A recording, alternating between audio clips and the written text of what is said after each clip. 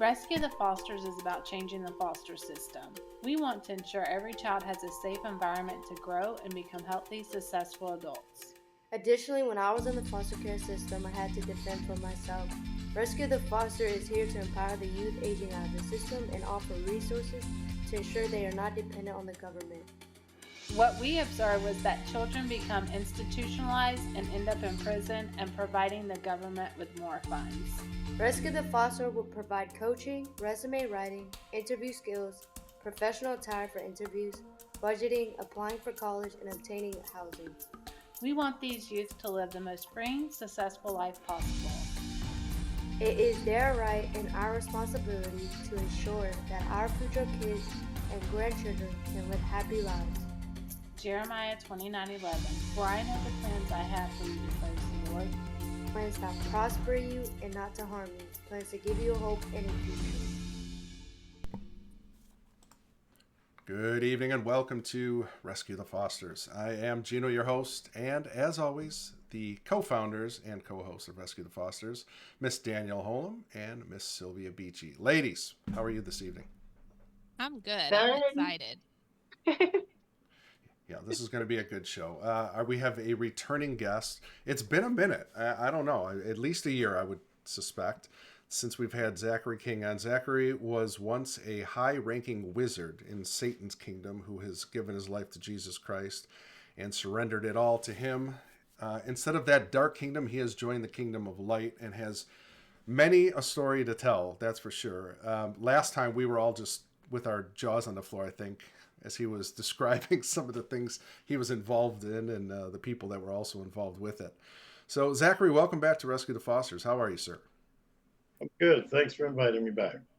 Oh, thank you so much. We appreciate you and appreciate all you're doing for the Kingdom of Light now, exposing the darkness. And before the show began, we touched on this a little bit, but we've often talked about that. I think the one aspect of, what we cover here is child trafficking for the most part, is unknown. The unknown part is the spiritual warfare and what's actually going on in the kingdom of darkness to for me, it's the system of Moloch. I think you can go back to the Old Testament and trace the lineage of what was going on and how children are the sacrifice for the elites and how they believe it gains power. And maybe it does gain some kind of spiritual power. I'm not sure from the demonic side. But those are all questions for you, sir. And we are just thankful that you're back. And if you could, for the audience sake, just for some new viewers and maybe people that aren't familiar with your story, could you just give us kind of a brief background of how you got into it, how you climbed the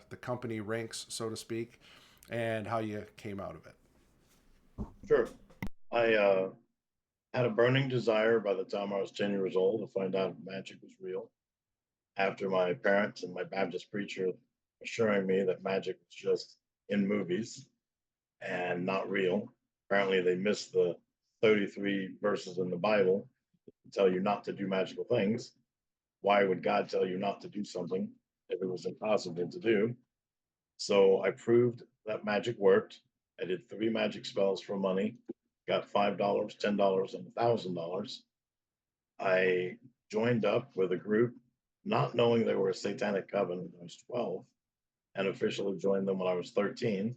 Got involved in human trafficking when I was 12, and child prostitution and child pornography. I was in that till I was 16 and a half. I did my first assisted abortion when I was 14. I graduated high school when I was 18, joined another satanic coven at college, but it wasn't real. Then I joined another coven and started working with them, got in with their abortion group, became the high wizard at 21, broke all the sins under the sun. At 33 years old, I'd had enough and wanted to escape. At that time, I was worth, in my bank account, my satanic bank account, I was worth $87 million. I lived in a mansion and I drove a Lamborghini Diablo. But in my real bank account, I had about $235. I usually wore Metallica t-shirts and cutoffs. I drove a Nissan Sentra, and I lived in the ghetto in Tallahassee, Florida, an area called Frenchtown. Starts one block behind the governor's mansion. I had to pilfer money out of my own account because all my accounts were watched. And I escaped. I saved up money for 8 months. I escaped. I tried to get into Canada twice, failed twice. And I ended up moving to Oklahoma, and I stayed there for 3 years. 1 year off the grid, 2 years on. Tried to get into Canada again and failed again. And I was worth about $18 and had half a tank of gas, and drove to Burlington, Vermont.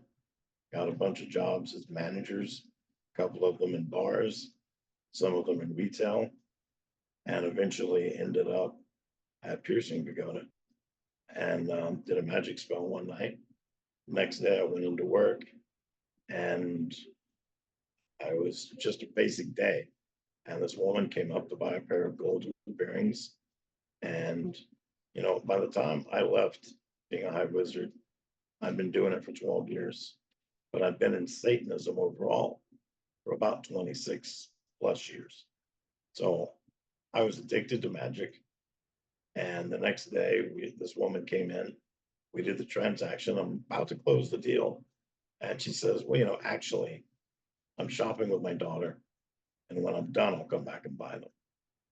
I know when people say that, they mean I'm going to go find it cheaper someplace else.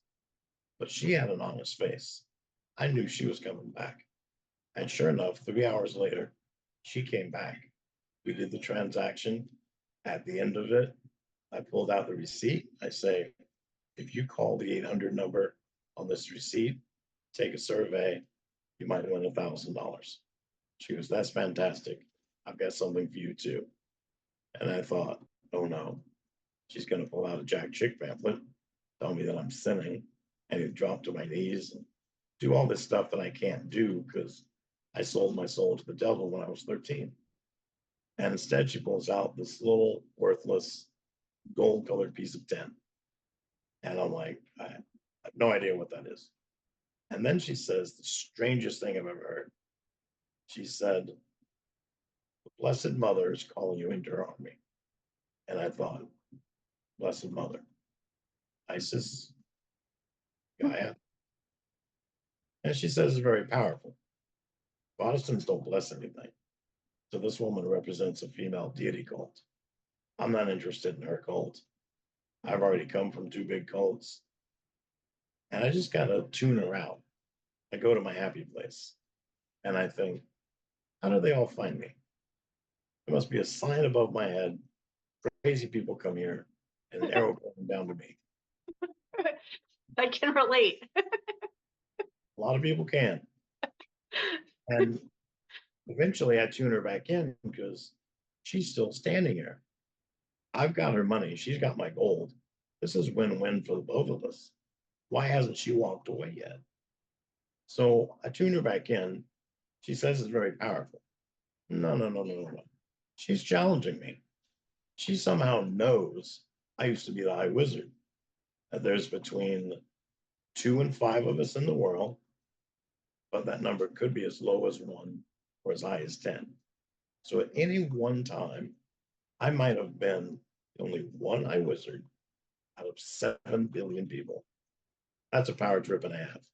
And she's trying to tell me that this blessed miraculous metal can somehow do something to me.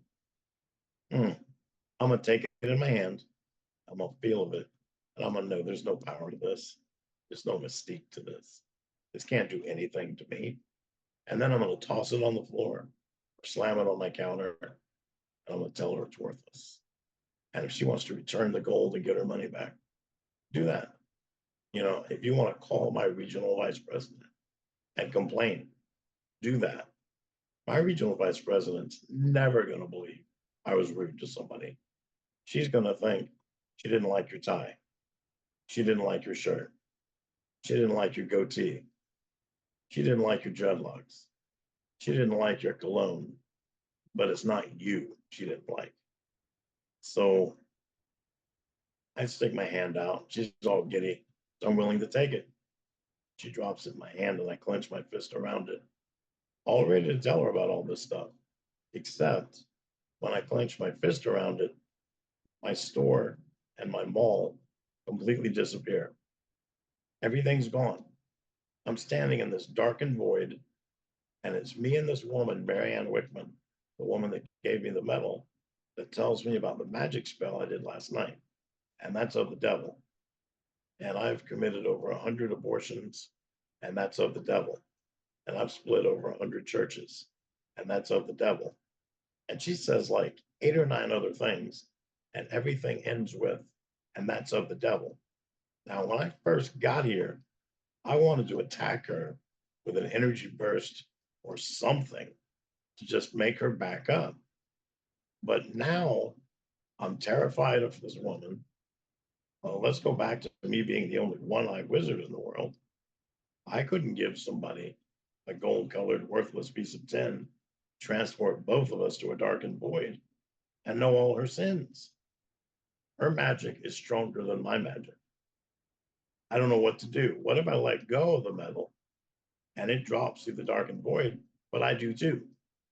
And I just continually fall and don't find my way back to my mall, back to my store. I don't know what to do. And this woman says again, the Blessed Mother is calling you into her army. And instantly, I knew that was the Mother of God, which is very odd because I grew up Baptist. We would rather shoot ourselves in the face with a shotgun than say Mother of God. And as soon as I said it was the Mother of God, Mary showed up. It's the most beautiful woman I've ever seen. And she smiled at me. And it was a smile I knew I did not deserve. I was acutely aware of my 146 assisted abortions and all the bells and whistles that came with that. And she took me by the hand that had the medal in it, and she turned me around. She led me to Jesus. Her son, Divine Mercy Jesus, was standing behind me. I didn't know what Divine Mercy was. I had these rays of light going around me and under me and over me and through me. And in that instant, I knew I did not sell my soul to the devil when I was 13. I knew that Jesus Christ was my Lord and Savior.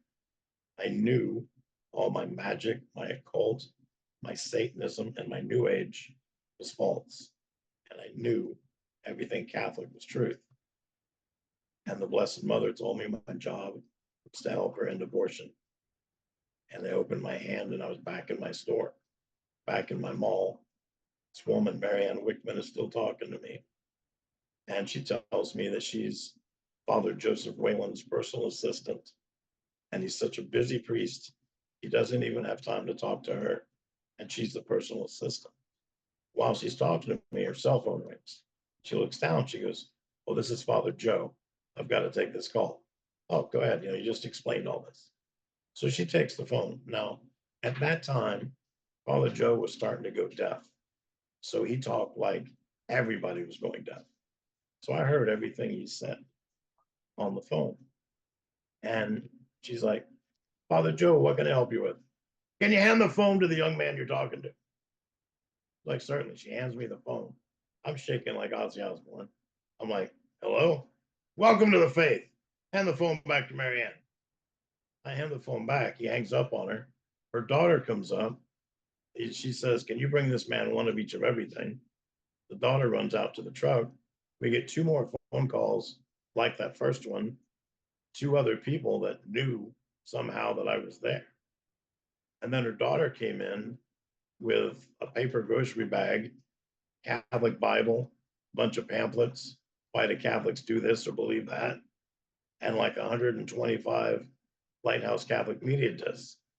When I got home that day, my wife, who had been a fallen away Jehovah's Witness, it's an ex-wife. Yes, thank you, honey.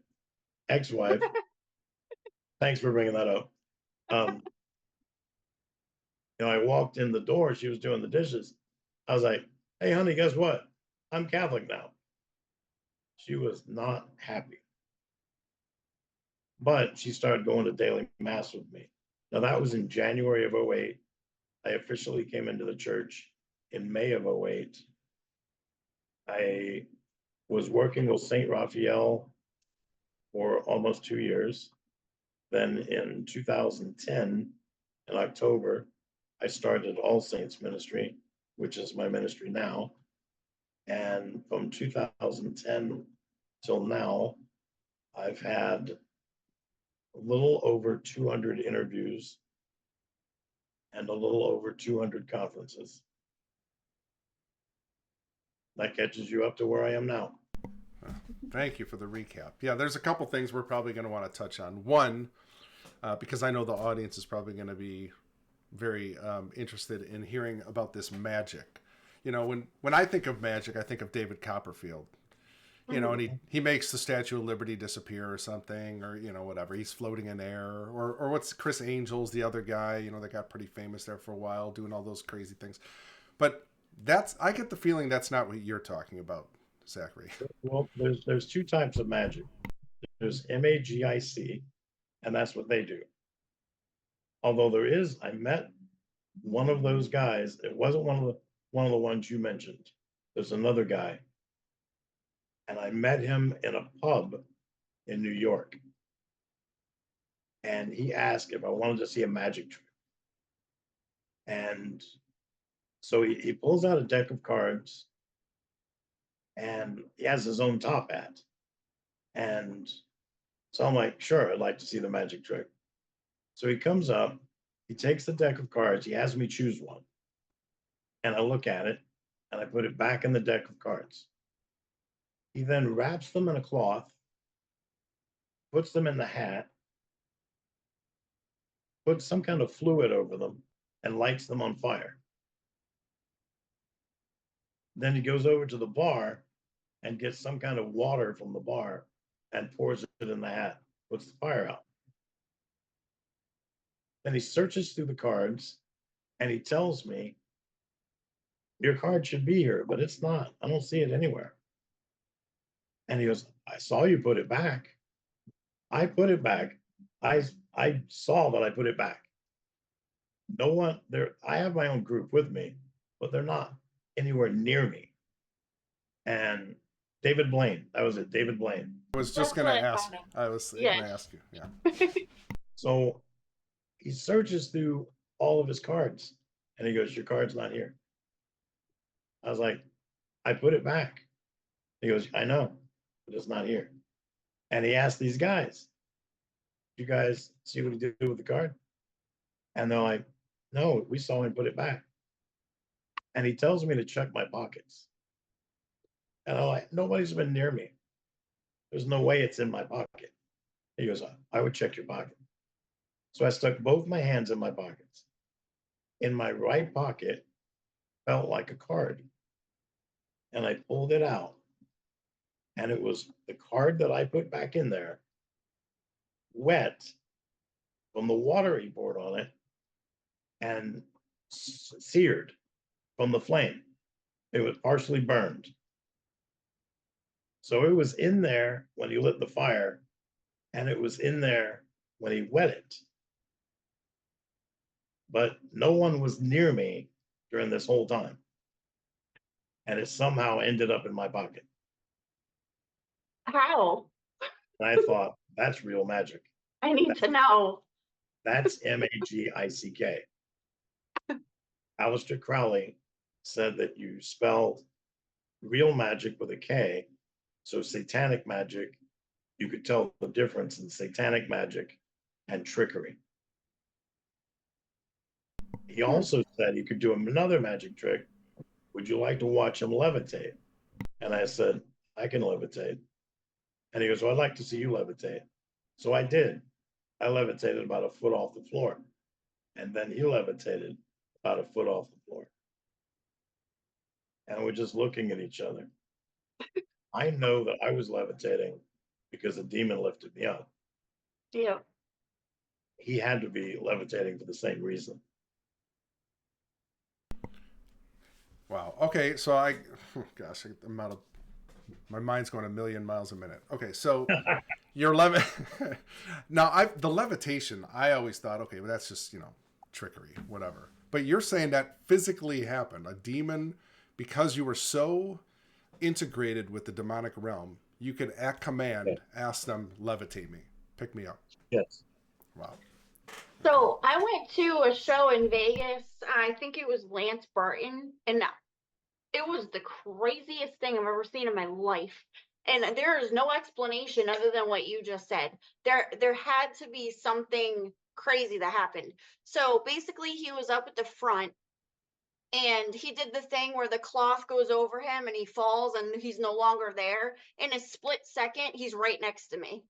So he went from the stage to right next to me in like a second. I saw David Copperfield do a similar thing where he was standing in the front on the stage. We were sitting, me and a friend were sitting almost in the very back. And he went from, they kept showing that he was on the stage. Like they put a ring around him and they moved it back and forth, and he's solidly there. But he's covered with the sheet.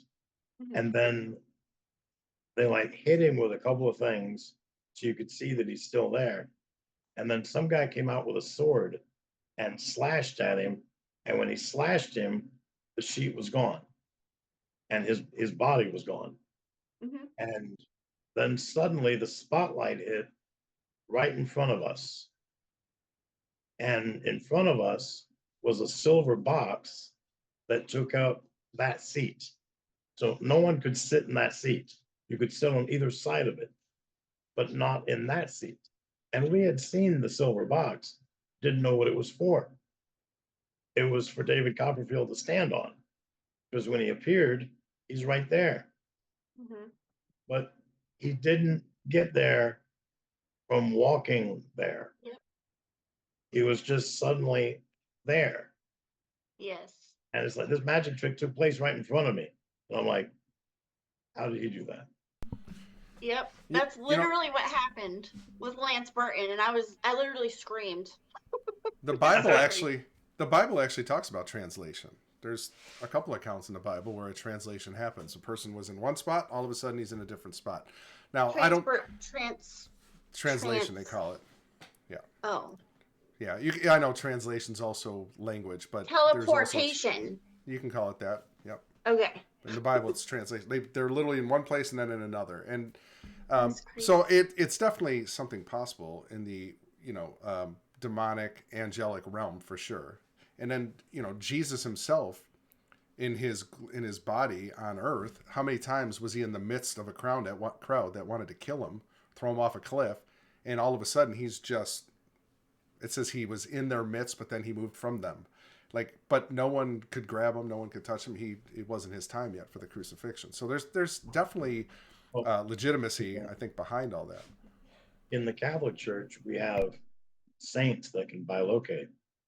I can be in one spot, and then there was a Padre Pio he died in the 1960s, and people saw him in World War II because he came there in the heat of the battle to hear their confession. And they knew Padre Pio. And they said it was Padre Pio. He showed up for my confession. And then, right after, you would hear somebody's confession, and then the person would almost die. But Padre Pio never left. He was in Italy at his church. Yeah, he also, didn't he have stigmata too, I believe, Padre Pio? Stigmata as well. Yeah. There was something else I wanted to ask you. Now I'm gonna forget about the magic. Oh, I know what it was. Okay, so going back to Aleister Crowley, obviously the kind of the father of the demonic, opening portals, I guess we'll call it. I believe it was him and the father of Scientology. I always forget his name. I forgot his name. They were working together doing some things later in Aleister's life, and they opened. Pardon me, L. Ron Hubbard. Yes. And so the magic Aleister Crowley's talking about, like you said, with a K, that magic is thou shalt do what thou wants, or wilt, I guess, is she'll be the whole of the law or something like that. Right. And it was basically sin all you want, live it up. You know, you only live once, so to speak here. Just enjoy it. And so that was kind of what his mantra was, right? Just do that, and he taught that. And now you got all these rock stars and rappers and all that you see it on their shirts, on their memorabilia, on their I've seen it in slogans. Like Jay-Z's a big proponent of that. Yeah. Jay-Z has one on his label. On the label of his clothes, he'll have a quote by Aleister Crowley. But his wife claims that when she gets on stage, she gets possessed by a demon. That demon does things she would never do, and that demon performs in place of her. Sasha Fierce, I believe, is what she calls Fierce. it. Yep. And people hear that and they're like, "Oh no, that's just a joke." I think that's real. Well, if you watch slow motion videos of Beyonce on stage, you definitely see some manifestation going on. There is some weird stuff when she's on there. And they said before, when she was young, she's a very shy person. I guess even in real life, she was very shy. But yet she gets on stage and this entity takes over, and she does all these, sexual and vulgar things on stage that she says, "Oh, I could never do that in my private life." But yet in front of millions of people, you will. There's a lot of people now, like if you watch YouTube, and I don't remember, honey, ask Lavina, who's the artist that caused somebody to get possessed on stage? Because it was famous. It actually made a video, and you can look it up. And there's an artist that claims that he did something on stage and caused one of the concert goers to get possessed. And you can watch. Oh, I saw that. Yeah. You can watch both of them manifest. Was that the concert that was in Houston? There's two concerts that were just recent within the last year, and one of them was in Houston, and that one was the whole crowd started having weird things happen to it. I forgot his name. Kylie Jenner's boyfriend? Yes, that guy. I can't remember Trevor or Travis? Travis. Yes. That's him. Yep. I've seen things manifest on stage with Katy Perry and Lady Gaga. And then more recently, there's an exorcist named Father Real. He's the exorcist of Nashville, Tennessee.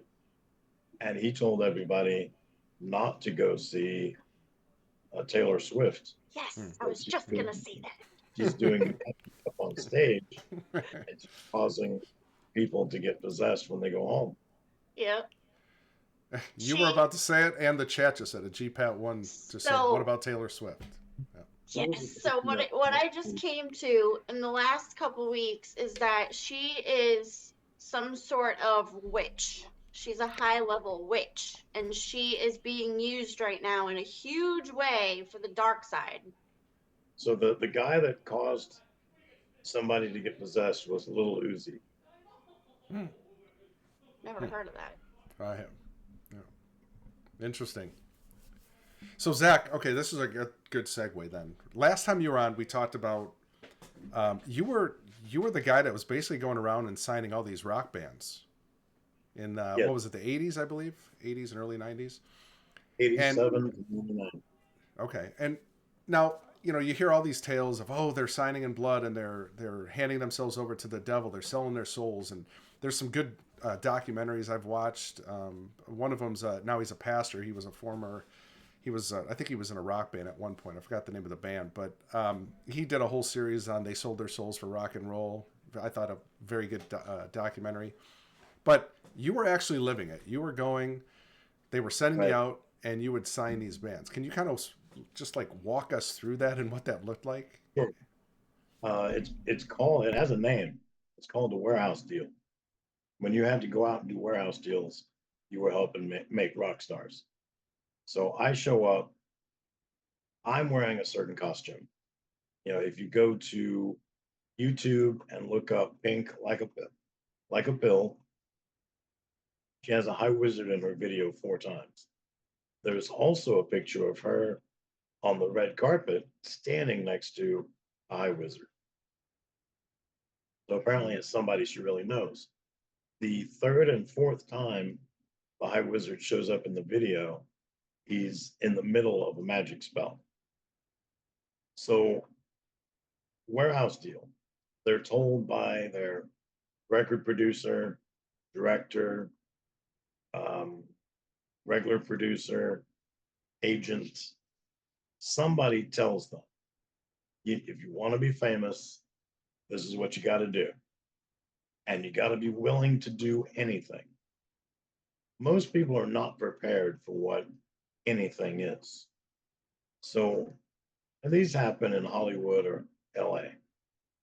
I show up, I've got an entourage with me.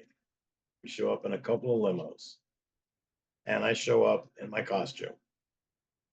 And I walk in. Some people show up and they're a band and they've got all their equipment set up. I don't need to hear you play. And or single, somebody wants to be a rock star. Now, we use the term rock star interchangeable. If you want to be a country music star, or if you want to be an opera star, if you want to, whatever you want to do, you want to be a rock star. So I walk through. Now, some people have a lot of demons with them, and I will instantly go up to them because I know they're prepared on some level. I go through a room and I start asking, who wants to be famous? Everybody usually raises their hand. Everybody says at first they want to be famous. What are you willing to do to be famous? Most people, again, will say anything. No matter what you ask me to do, I'll do it. What do you mean by anything? And this is where people draw the line in the sand. They'll say, well, nothing with children. Nothing with children or animals. So my entourage will talk to them. And they take their name off the list. They put an X by it. And they tell them to come back in 6 months. Try again. We're not interested. Because Satan doesn't want the person that draws a line in the sand. He wants the person that's willing to jump in the mud and be drugged through it. So I'll go up to somebody else. Now, these are girls and boys, and this could be any age. You could be 12 years old and be asked these questions. You could be 9 or 7. Satan doesn't care. So what are you willing to do? And I get all the way through the thing, I'm hearing nothing with animals, nothing with children. There's been a day where I walked through and nobody went to the second tier to become a rock star. So I'm asking everybody who wants to be famous. Everybody raises their hand. What are you willing to do to be famous? Some people right off the bat, nothing with animals and children. So automatically they come over, get their name X'd off the list. Now, if you come up, say 3 months from now, and say, I know you said 6 months, but I'm willing to answer however, now you're banned for another 6 months because you don't know how to follow directions. But if you come in a year after you've been banned twice and you say anything, then we'll keep playing the game. So I'm going through the list. I find a guy, and I love this story because this guy will do anything. He doesn't care what it is. And I said, well, name anything. Give me an example of what anything means to you. He said, if you put me in a room with a horse and a 3-year-old girl, I'm having sex with at least one of them. You're our boy. And I give him what's called a tier 2 card. It's a white business card with a phone number on it. I say, you call this number, meet them. It's usually at a hotel in LA. Meet them at that hotel and do whatever they say to do. And within 6 months, I'll see you on MTV. Now, while we were standing there, he demonstrated that he could not sing. He does not have the voice for singing. He cannot dance. He cannot write poetry. He cannot write a song. He cannot. There was a book there by Dr. Seuss. And I said, read me that. And just before it would rhyme, he closed it and put it down and said, I don't get it. And I said, you're going to be famous. I have no doubt. So he leaves. Now, that day, I helped a few people, give a few people that card. But it was within 90 days. I saw him on MTV singing and dancing in one of the most popular boy bands of the 1990s. Oh no, who is it? My attorney said I'm not allowed to say. Yeah. No. Gosh, that brings up another.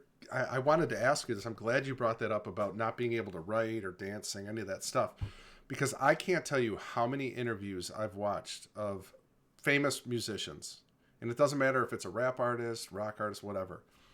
And I've heard the same phrase over and over again, that it just came to me.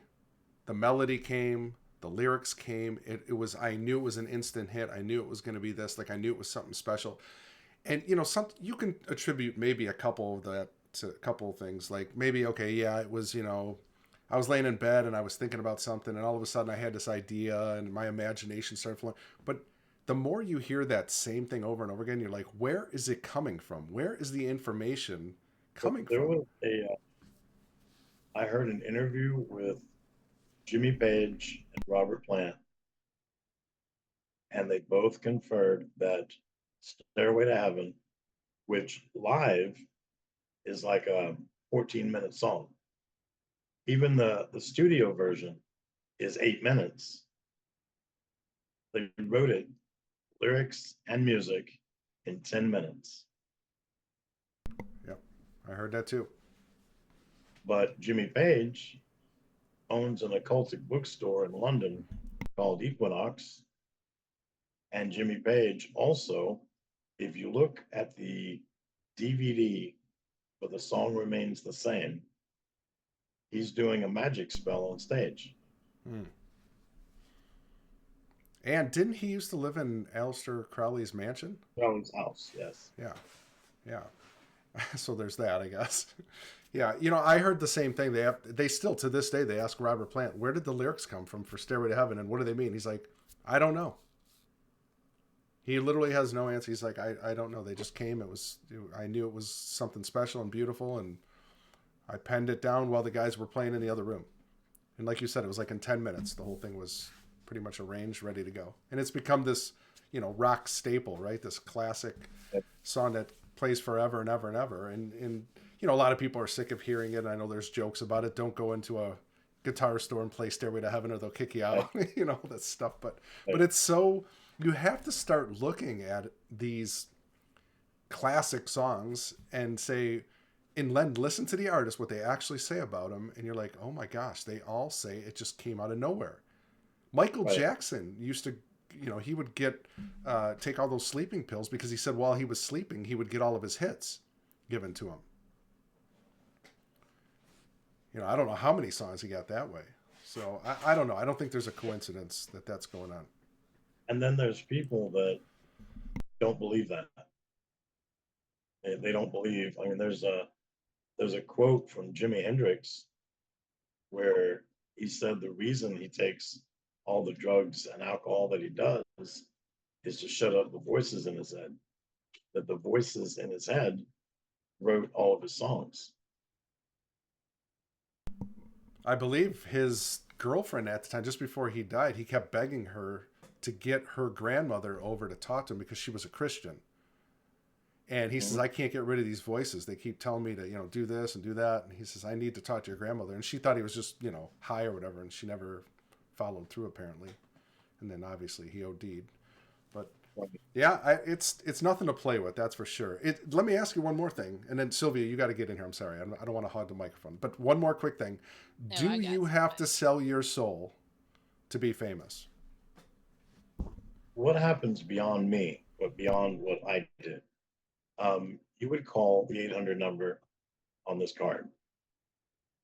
They would give you an address. You go there. It looks like a high-end hotel. You go into the front desk. There might be somebody waiting. There might not be, but there's always somebody behind the desk. Kind of reminds me of the song Hotel California. You go in and they tell you what room is yours, and they hand you a key card. The directions are that you go into the room, you open the door, you walk in, and there's a very expensive white table right in front of you, and it has a glass container.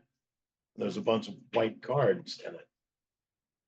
Now you're on camera when you walk in this room, and you're already told that.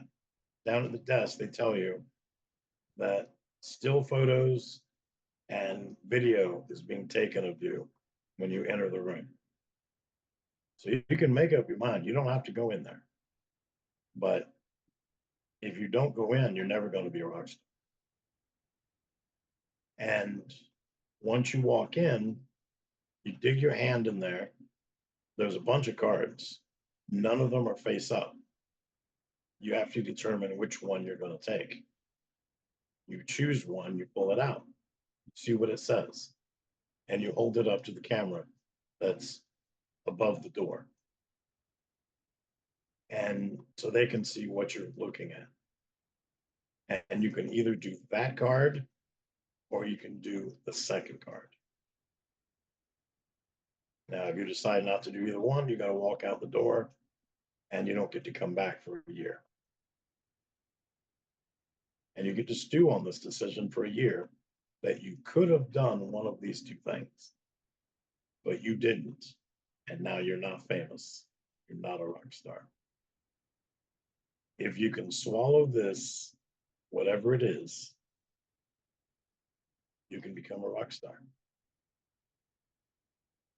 And whatever it is you're asked to do, it's going to be in one of the rooms of the suite you're in. And there might be a horse in there, might be a 3-year-old girl. There might be a room of children. You've just got to make up your mind what you're willing to do. Now, whereas you're thinking, that's gross, I would never do that. How many rock stars are there? A lot. And there's rock stars for you to turn on the radio and hear a different song for what, all day long? So I have a question about that. So because I've always said, like, okay, so I'm 40 now, and I swear I hear the same songs over and over and over and over, and it's the same small group of people, it seems like. So that group of people, the most famous so-called rock stars, pop stars, whatever they are, does that mean that the level of their so-called success equates to the amount of bad things they've done? No, generally,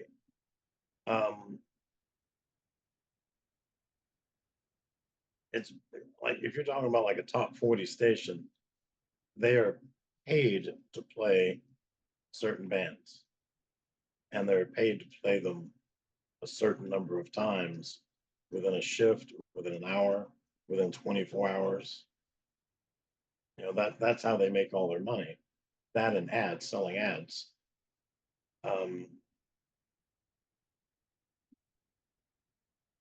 But everybody, if you're a rock star, you did something in that hotel.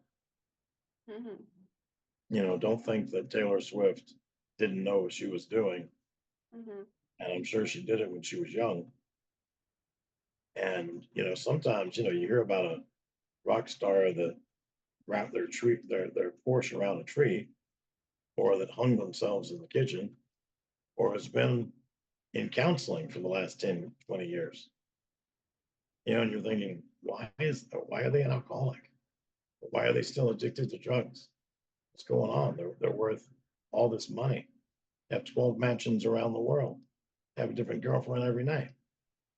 Well, because it takes an awful lot of everything. You forget how you got there. Mhm. There's people that at the time they wanted to be a rock star, sleeping with a 3-year-old didn't seem that far fetched. Now that their little brother is 3 years old, or the little sister, or they have to go to their 3-year-old sister's birthday party with all the other 3-year-olds, now suddenly they feel guilty. Yeah. The Taylor Swift thing, they propped her up to be this Christian when she first came out. She was all wholesome, the girl next door, Oh, right? yeah, but she went the same route as Britney Spears and Miley Cyrus. That's right. Yeah. And I told people when she was young, I was like, don't fall for this goody goody thing. She's going to follow the same route as Britney Spears and Miley Cyrus.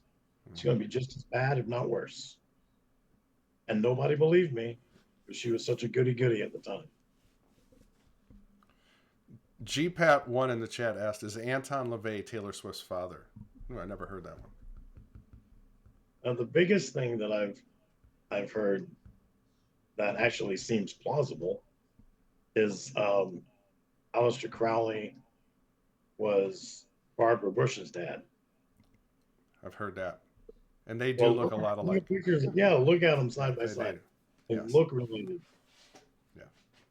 Which is not a very good compliment to Barbara. No, no, it isn't.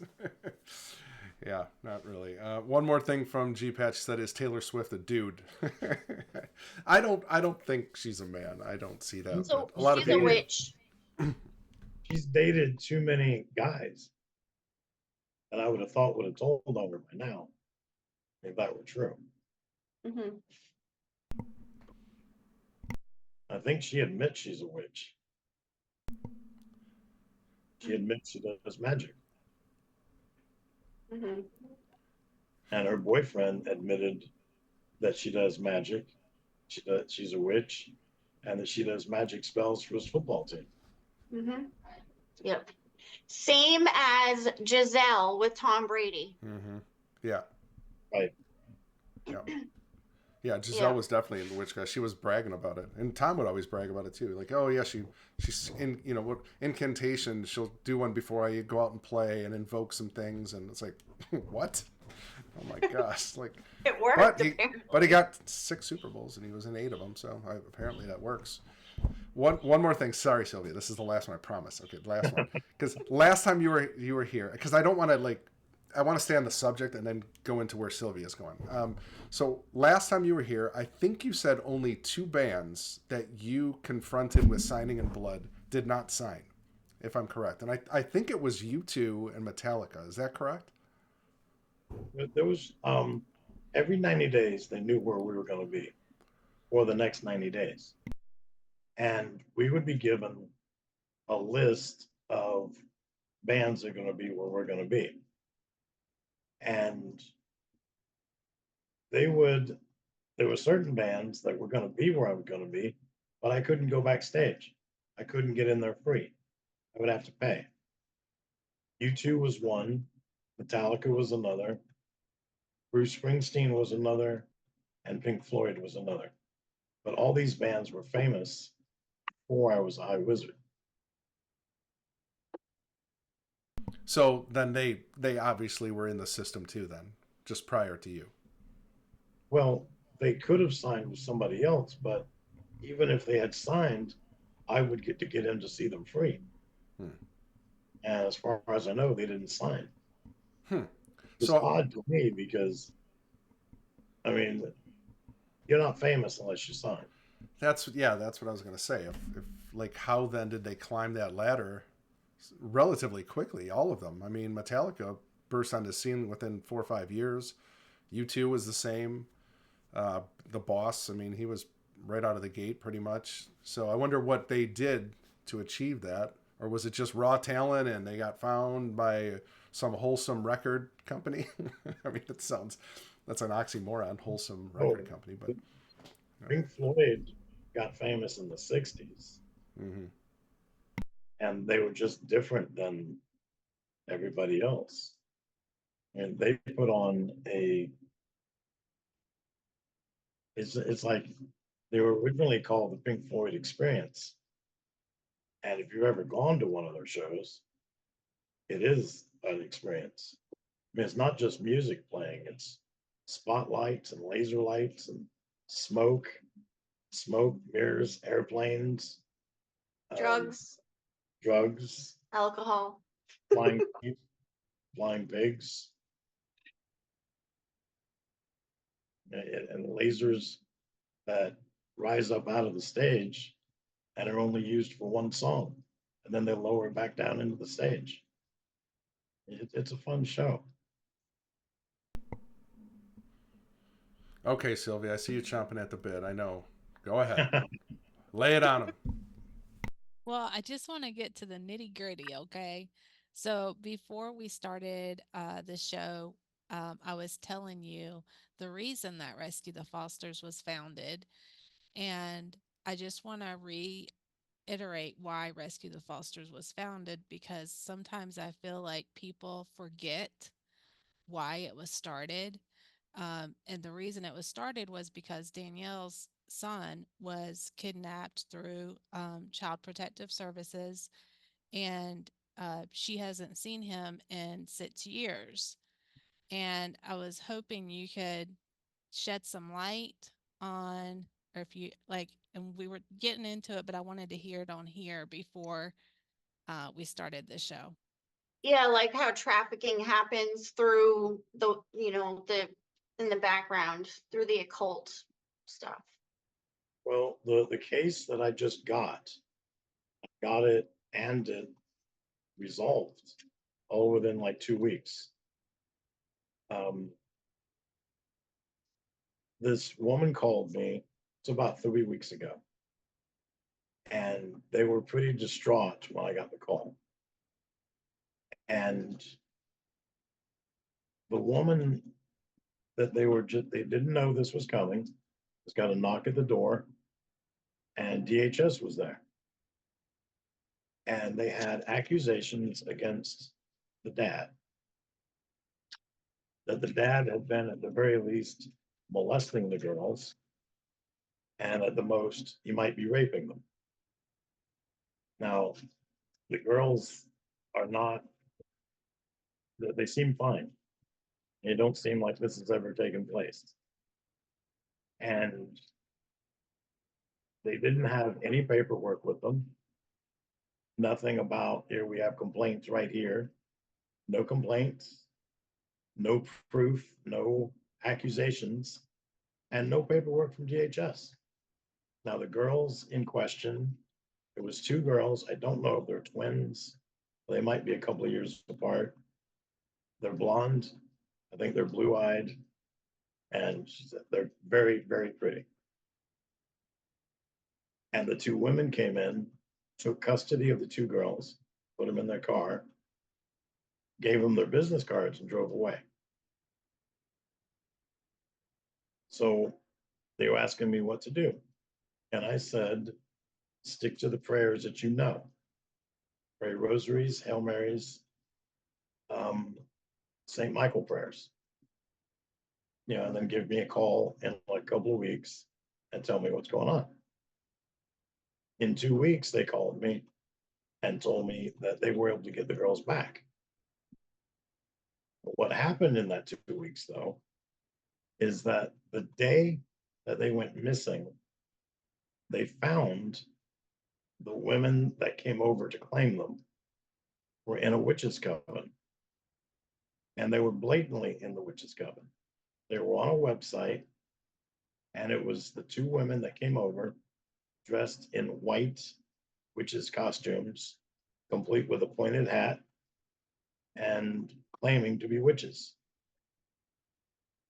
And then it was about 2 weeks later, the woman had gotten their names, put in this piece of paper, some document that they came over, didn't present them with any proof of anything, didn't give them any paperwork.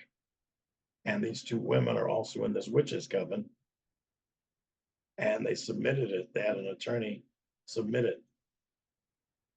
And whoever had the kids released them. Apparently, the paperwork that was submitted in the court or whatever for the kids was fraudulent. Mhm. And then it turns out that in the 2 weeks that the little girls were missing, they were molested. They were sexually molested the whole 2 weeks. They were being abused. So I think charges are being brought against the witches now. And I don't know what's happening from that now. It's been a week ago that I heard that. But I was just so appalled that, I mean, not only did were they brazen enough to just walk in and take them, Mhm. but they started abusing them right away. Mhm. Didn't even wait. They just like, you're here with us now. We're going to do what we want. Yeah, they're so blatant. Danielle, I don't know if you want to tell them a little bit about the beginning of when your son was taken, but he was taken from the hospital. Well, yeah, I was just thinking, are you thinking about before the hospital? Yeah. Okay. Well, so before my son was kidnapped, I was in labor. He was kidnapped right at exactly to the minute 33 hours old. So that says a lot in itself. But before that, I was actually in a state park in a national forest, and I was surrounded by a bunch of people I didn't know, and most of them were females. And one of the main ones was a witch. And they surrounded me, and I believe that they were going to probably sacrifice me right then and there on the spot. But I managed to get away, get to the hospital, had my child, and then he was kidnapped the next day at 33 hours old. And that woman, that witch, she actually barged into the hospital when I was in labor and against my wishes. I didn't even know her, but she followed us to the hospital and then barged her way in, and we had to ask her to leave. And we asked security to have her leave, but nobody was listening to us because she was a witch. And um yeah, it's a little bit deeper than that, but I went through this whole entire thing where I was assaulted in the woods, surrounded by these people. They were government vehicles that surrounded when the ambulance came in. It was this huge scene, and I was just trying to have my baby and get away from everybody, and I couldn't get away from them. And so when I went to the hospital and they all came in, they ended up kidnapping him. We went through the whole court process. Nothing about the whole thing made sense. It was all fraudulent from day one. They accused us of being two other individuals, so it was like a mistaken identity thing, but it wasn't a mistake because they knew what they were doing. But they slapped two other names on myself and my son's father. Um, and then they actually said it on the paperwork of the court that my son didn't have any parents. So that was a lie. And then they ended up terminating our rights a year later on the basis of abandonment, saying that we abandoned our child to go along with the original paperwork that said he didn't have any parents. So that's kind of how they did that whole thing. And then all of a sudden, they got a protective order against us, so we couldn't go near him. But along the way, it was nothing but witches. So I know it's a witch coven behind the whole entire thing, because every single one of the people involved in all the different areas of the whole thing were all connected to each other. No matter where they were all connected to each other. And it included foster parents, therapists, social workers, attorneys, judges. They were all connected to each other and all orchestrating the kidnapping of my child. Well, since they're not playing fair with you, remember we're supposed to be as crafty as serpents, but innocent as doves. You need to not play fair with them. Right. Right. What's that? Oh, my wife wants to know where your son is now. I don't know. I do not know. This happened actually 2016. I was seeing him for a year, and then they shut off everything, and then we were running around. We filed charges with the FBI, Department of Justice, local police departments. I mean, we were being chased all over the country at some point. And then I went to DC for several months. I knocked on doors of the congressmen and senators. I went to the FBI and DOJ there. I literally have been all over this country. And like I said, it was 2016. 2017 was the last time I saw him. Um, and then a few years into it, after receiving no help from anyone, everybody running us off, I fell into a very bad depression. So I actually became a hermit for a little while.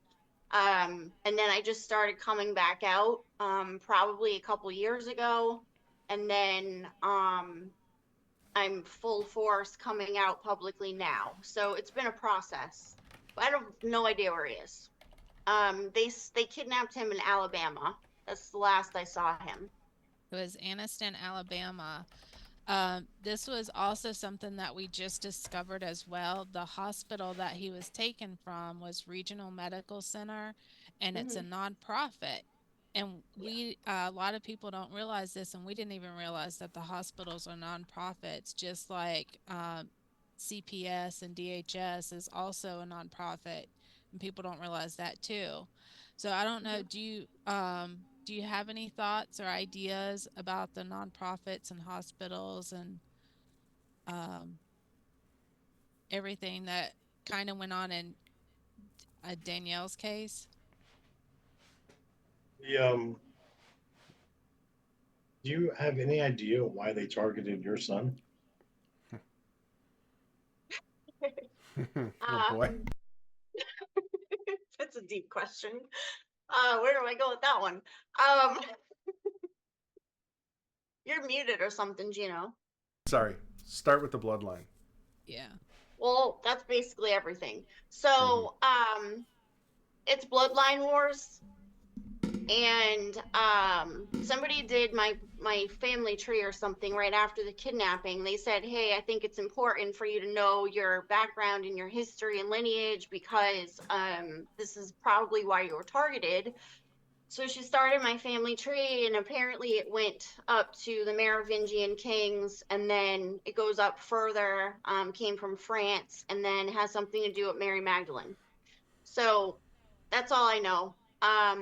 And so I think part of it's a bloodline thing. The other part, my son's father, his family is very corrupt as well. So that's kind of like a different bloodline. And so there was always some sort of like war taking place between my bloodline and his family. His lineage hated my lineage, and my lineage hated his lineage. So it was a battle, and his grandfather worked for Jimmy Carter and Gerald Ford in the White House, and there was some sort of trust left to my son's father when he was a baby, and he was kidnapped from his mother to have control over him over this trust. He never received the trust because it's been hidden in the family, and they've been using it to do other things such as Vanguard voice systems, and other big companies that have turned into huge things. So it's multiple things, but it's a bloodline thing, as well as my son's father's family being corrupt, and whatever they're involved in led into this somehow. But Um, Saint Mary Magdalene is not French. She lived there for the last 30 years of her life, but she moved right, to Jerusalem. So she's right. Jewish, Hmm. and she didn't have any children. There's Hmm. nobody beyond her. I don't know. I'm just telling you what I was told. I know, like the Da Vinci Code, the whole theory is that, Jesus and Mary Magdalene were a thing, which we know is heretical and absolutely appalling that they even bring that up. But that's what they believe. And they believe there's power in that bloodline. And we've also Well, met another they, person that has a similar story as Danielle's with similar bloodlines. So it's I don't think it's coincidence that they think they're choosing this pure bloodline or something to gain power. then they're probably worshiping Mary Magdalene, not Saint Mary Magdalene. Mary Magdalene was a prostitute. Saint Mary Magdalene is a she's a saint. She was forgiven by Jesus. Um, there's a witches coven, satanic witches coven in Saint Maximum de Saint Baume, France. It's a very small town. There's not even a traffic light there. There might be a stop sign, and the Basilica of Saint Mary Magdalene is there, and they have to be chased out by the priest every once in a while because they worship Mary Magdalene, the prostitute, in that church. And they do sacrifices sometimes inside or outside the basilica. So they Possible. do go after bloodlines, right? Then Yes, but it's possible that witchcraft coven is connected to Got Your Son. what's the name of that witch coven? I don't know.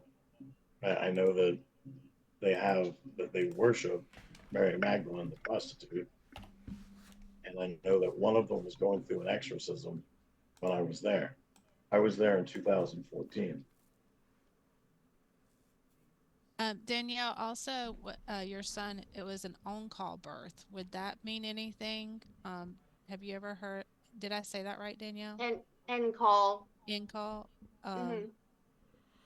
He Have was you ever? completely born in the sack, like engulfed in the sack. And there's some sort of historical thing that said something like one in every 80,000 births that happens. And then everything in history, all the rulers, kings, queens, leaders, blah, blah, blah, a lot of them were born and call. So they do something where they're able to predict some sort of gifts that the child's going to have, and they wait for that to see if it's going to happen to come in and take that child.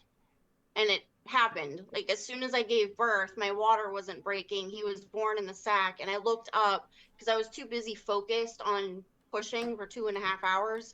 I looked up, and all of a sudden there was like 25 people in my hospital room witnessing the birth, and I didn't know where any of these people came from. So it was like they were expecting that to happen. They were waiting, and because their doctor refused to break my water. I kept asking, "Can we like hurry up and get this done?" I was like in labor for many hours, like 14 hours, but he refused to break the water, which was weird. And then they had me pushing and pushing and pushing, and then he was born. When he came out, the doctor was holding him up, and he was completely in the sack.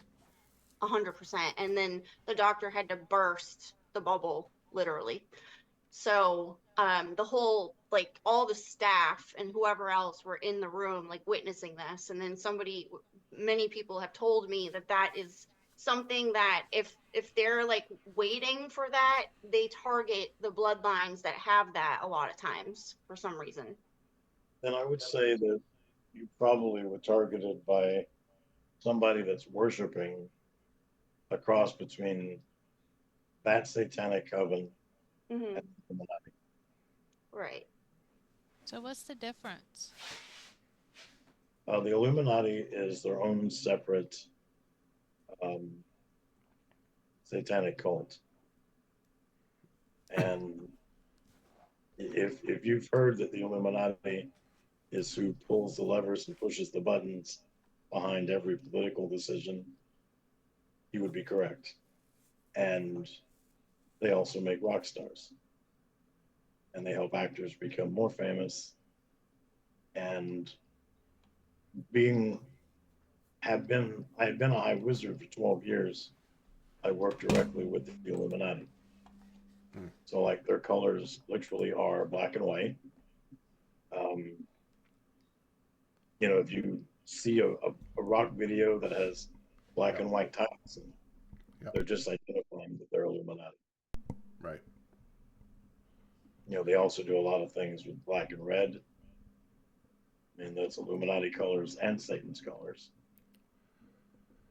And So I don't know if you noticed, but our current president seems to be tied in with the devil. sure does. So Zachary, you said that they actually approached you, or you worked alongside them. Now, is there ever like this, like, I don't know, I guess in the satanic realm, is there division? Is there like rankings that people are like, hey, you stay where you should be, we're above you? Or is this like competition, or do they work side by side to bring deception? How does that work? We worked practically hand in hand with them, but we didn't see them as really below us or beneath us. They were just kind of an equal coven that we did work with. Like when I when I make a rock star, they have to agree to sell their soul to the Illuminati. Mm-hmm. And the Illuminati tells you you're selling it to us, but you are also selling it to Satan. But you were out front selling it.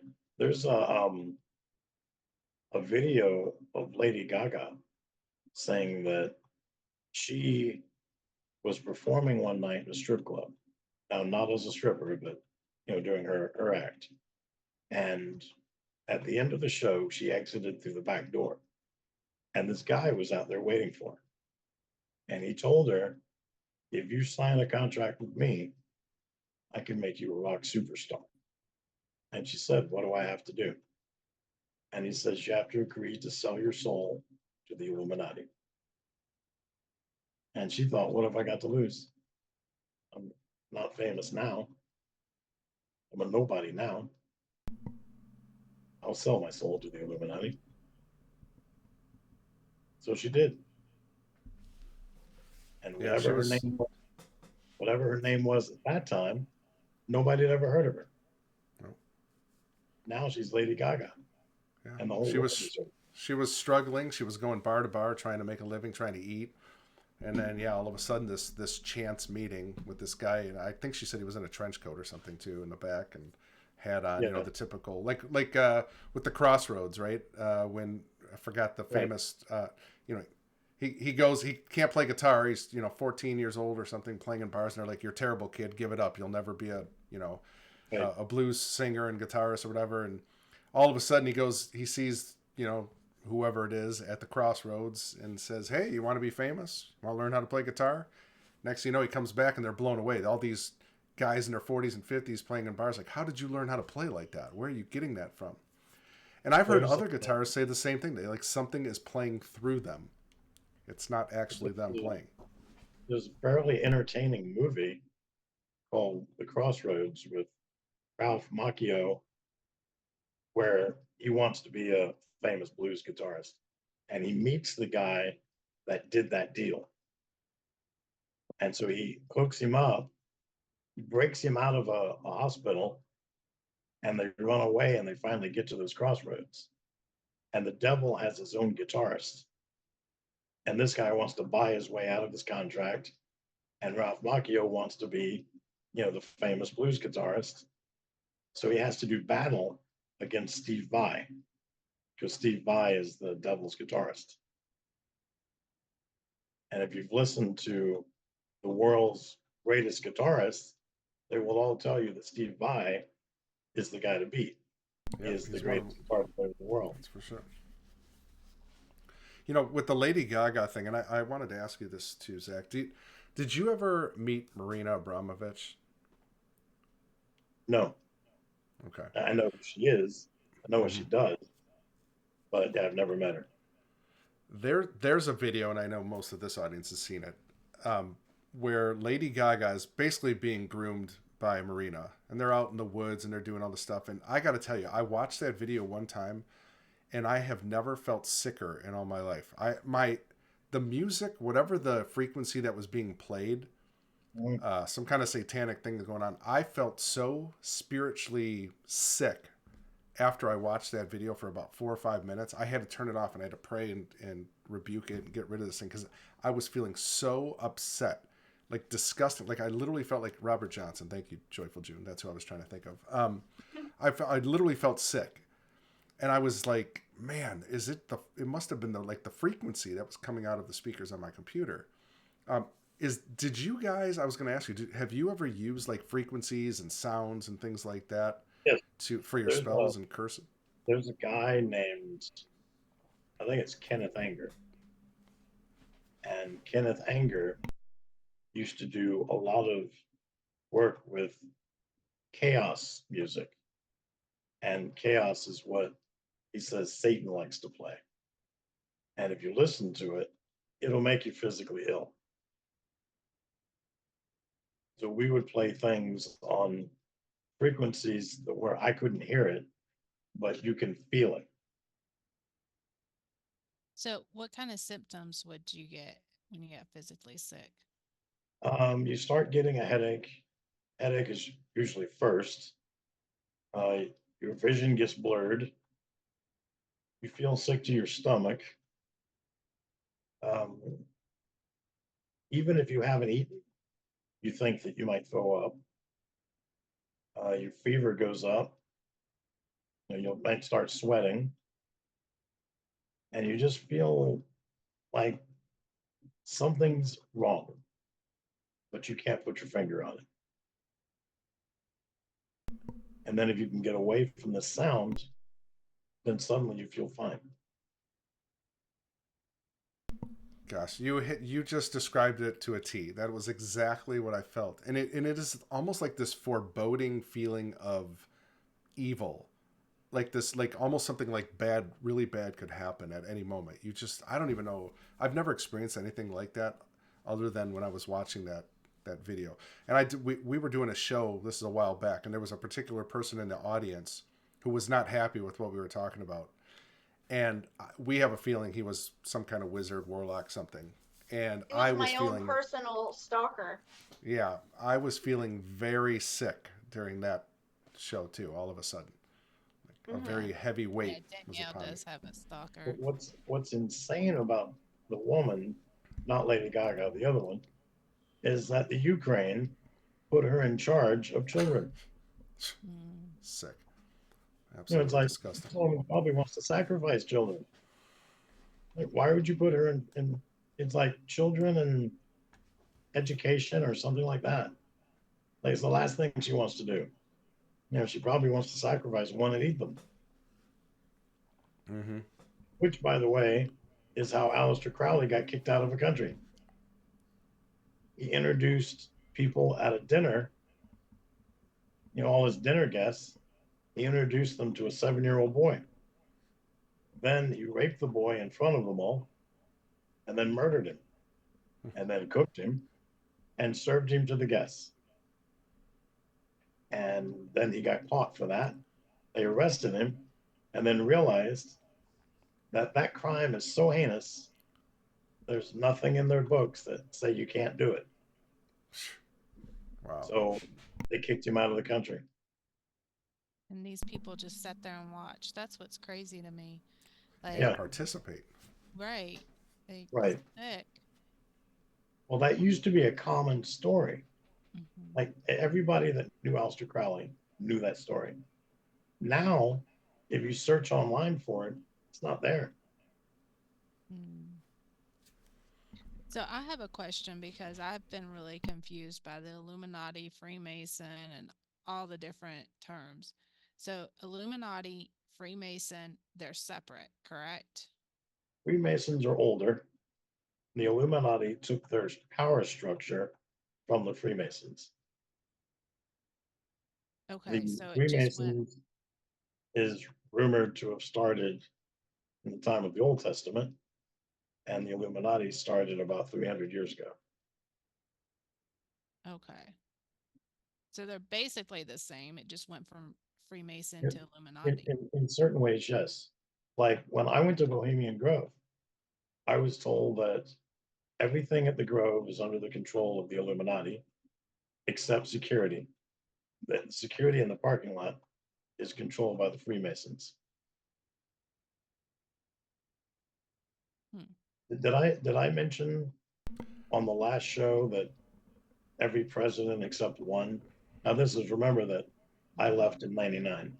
So up until 1999, every president except one had been put there by the Illuminati. Yes, I think you did bring that up, and I'm glad you brought that up because I definitely wanted to hit upon the presidents and Bohemian Grove. Like, I think those kind of go hand in hand. And I believe, is it Richard Nixon that refused, or was he there and he was disgusted by something? He was there and he was disgusted by the homosexuality. Okay. And you can look up the video or the audio of him saying that is on YouTube. He's not very polite about what he says. Yeah. If you're listening to that and you don't want to be offended, don't listen. Right. Yeah, I don't think Nixon was very. He wasn't shy. We'll put it that way. I guess when it came to speaking his mind. All right. Well, let's stick to the presidents real quick so we don't lose this, because I think this is important. Like, are they in? Basically, they're propping up people and saying, "Here, this is what you get to choose from," but they're all bought and paid for by us, and they're all under our spell, so to speak. Now, there was a question in the chat from Tamgrel, our good friend Tamgrel. Is Donald Trump an Illuminati member? I don't think so, because in 2015 or 16, he said in an interview that Hillary works for the Illuminati. And I think he was denying that he does. And I think Hillary was supposed to win. But it was the Jubilee year of divine mercy. And our country was shown divine mercy by Trump being elected. Right. So all the presidents, is that what we're saying? Like, presidents are basically all these people they're putting before the public. They've been bought and paid for by Illuminati, and these are your choices.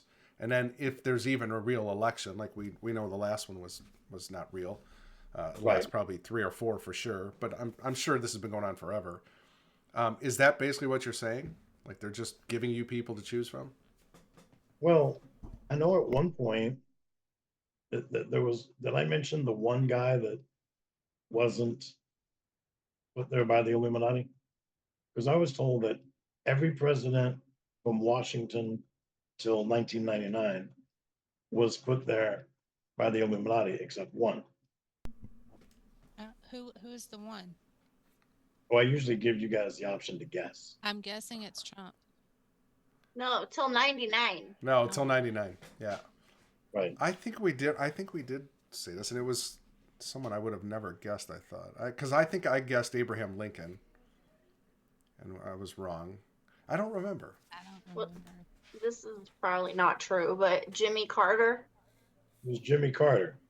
Because really? They thought nobody is dumb enough to vote for the redneck peanut farmer. Oh my gosh. So they didn't push their guy. And then he won. And they realized that the country is dumb enough to vote for this redneck peanut farmer. So at the next election, they pushed the heck out of their clan. And he won, like every state but one. I saw Ronald Reagan at the Grove in 1987. And he was the most uncomfortable man there. He looked like he did not want to be there, and he wished he could leave. I walked up to him. I was excited because I voted for Reagan. And I walked up and offered my hand. And he reached out like he was going to shake my hand. And then he saw that all my nails were painted black. It matched everything else I was wearing. So he saw my nails and stopped. And then he traced the arm up. I'm wearing an 18th century tuxedo. He traced that up all the way up to my face. So I've got corpse paint on my face and a top hat. And I'm leaning on my cane. And he pulled his hand back and then started leaning back. I was like, it's all right. I'll walk away. So Reagan wouldn't shake my hand. I saw Clinton there in 92. I saw Barack Obama there in 94. No one had heard of him by then. He was walking with George Soros. And I knew George Soros because he used to talk to me every time I was there. And I was walking through a field and they were pointing out people that wanted my services. And if you walk up to me and don't have an appointment to see me or haven't cleared it with somebody else, you're going to either be tackled or tasered to the ground. You have to get somebody's permission to be with. So I'm watching these two guys on an intersect course. Soros, I know, but I don't know the other guy. So if he gets too close, I'm going to see this guy get tasered to the ground, which I'm fine with. That's entertainment for me. So, but they stop me and say, that guy over there wants to book your services. There's 4 guys over there. Which one? The guy in jeans. They're all in jeans. The guy wearing the white shirt. There's 3 of them in white shirts. The guy wearing tennis shoes. There's 2 of them in tennis shoes. The bald guy. There's only one that's bald. You could have just said the bald guy to begin with. However, since we stopped to have that little conversation, these 2 guys just walked right past. And I was like, well, there's still time for somebody to get tasered. And the guy that was leading our tour said, that guy's going to be president one day. And I look and I thought, nobody voted for Jesse Jackson. Why would they vote for him? But he got elected to 2 terms. That was Barack Obama. I've also saw both Bushes. Never saw Trump. Never saw Trump at any event I was at. That's good news. Yep. We'll take We're all holding take our a breaths. we'll take a win. You know, okay, with the Bushes, was Jeb Bush ever there? No, I wouldn't have known if it was Jeb Bush. I only knew W and the son or the dad, whichever way that goes. What about all our favorite people at the WEF, World Economic Forum? Was Klaus Schwab there, or any of his close friends? Do you recall? I wouldn't have known George Soros if I hadn't been introduced to him. Okay. You know, there's quite a few people there, and most of them don't talk to me. Mm-hmm. You know, and if you're not, there's also like, I never encountered this until there, where like, you know, when you see somebody on television, no matter how much you see them on television, when you see them in real life, you're not quite sure you're looking at the right person. Mm. You know, like I saw Clinton a lot, and I was a fan of Bill Clinton. But when I walked up to him at a barbecue, I wasn't sure I was looking at Bill Clinton. Even when he spoke, I didn't know it was Bill. I didn't know it was Bill until somebody called him by name. And then I was like, it is Bill Clinton. You know, and whereas Reagan was extremely uncomfortable seeing me, Bill Clinton seemed totally at ease. So, and that's pretty much an all men's club, right? I mean, there's no women allowed in that, other than if for favors maybe or something like that. Wait staff. Okay. Some of the wait staff are girls. And there's a group of people that are called the Lolita Boys. Oh, yeah, And we the did. Lolita Boys is a totally different story. And I can tell you that story if you want to hear it. Sure. Yeah, I think I remember a little bit about this. Yep. So the Lolita Boys come dressed in 2 different modes of clothes. They're either dressed as Indian scouts. So they're wearing moccasins on their feet, a loincloth on the front, a thong going up between the butt cheeks, a vest, a Native American necklace, a couple of stripes on their face, and a headband with a feather. Or they're dressed in like shoes you'd wear at a tuxedo, so bright, shiny shoes. Um, again, a loincloth in the front, a thong going up the butt cheeks, a vest that's black, what looks like cuffs and cufflinks, but no shirt to hold the cuffs on. Um, and then a bow tie, a black bow tie. And the first time I saw them, this vehicle shows up and this banner comes out and it says something about the Lolita Boys.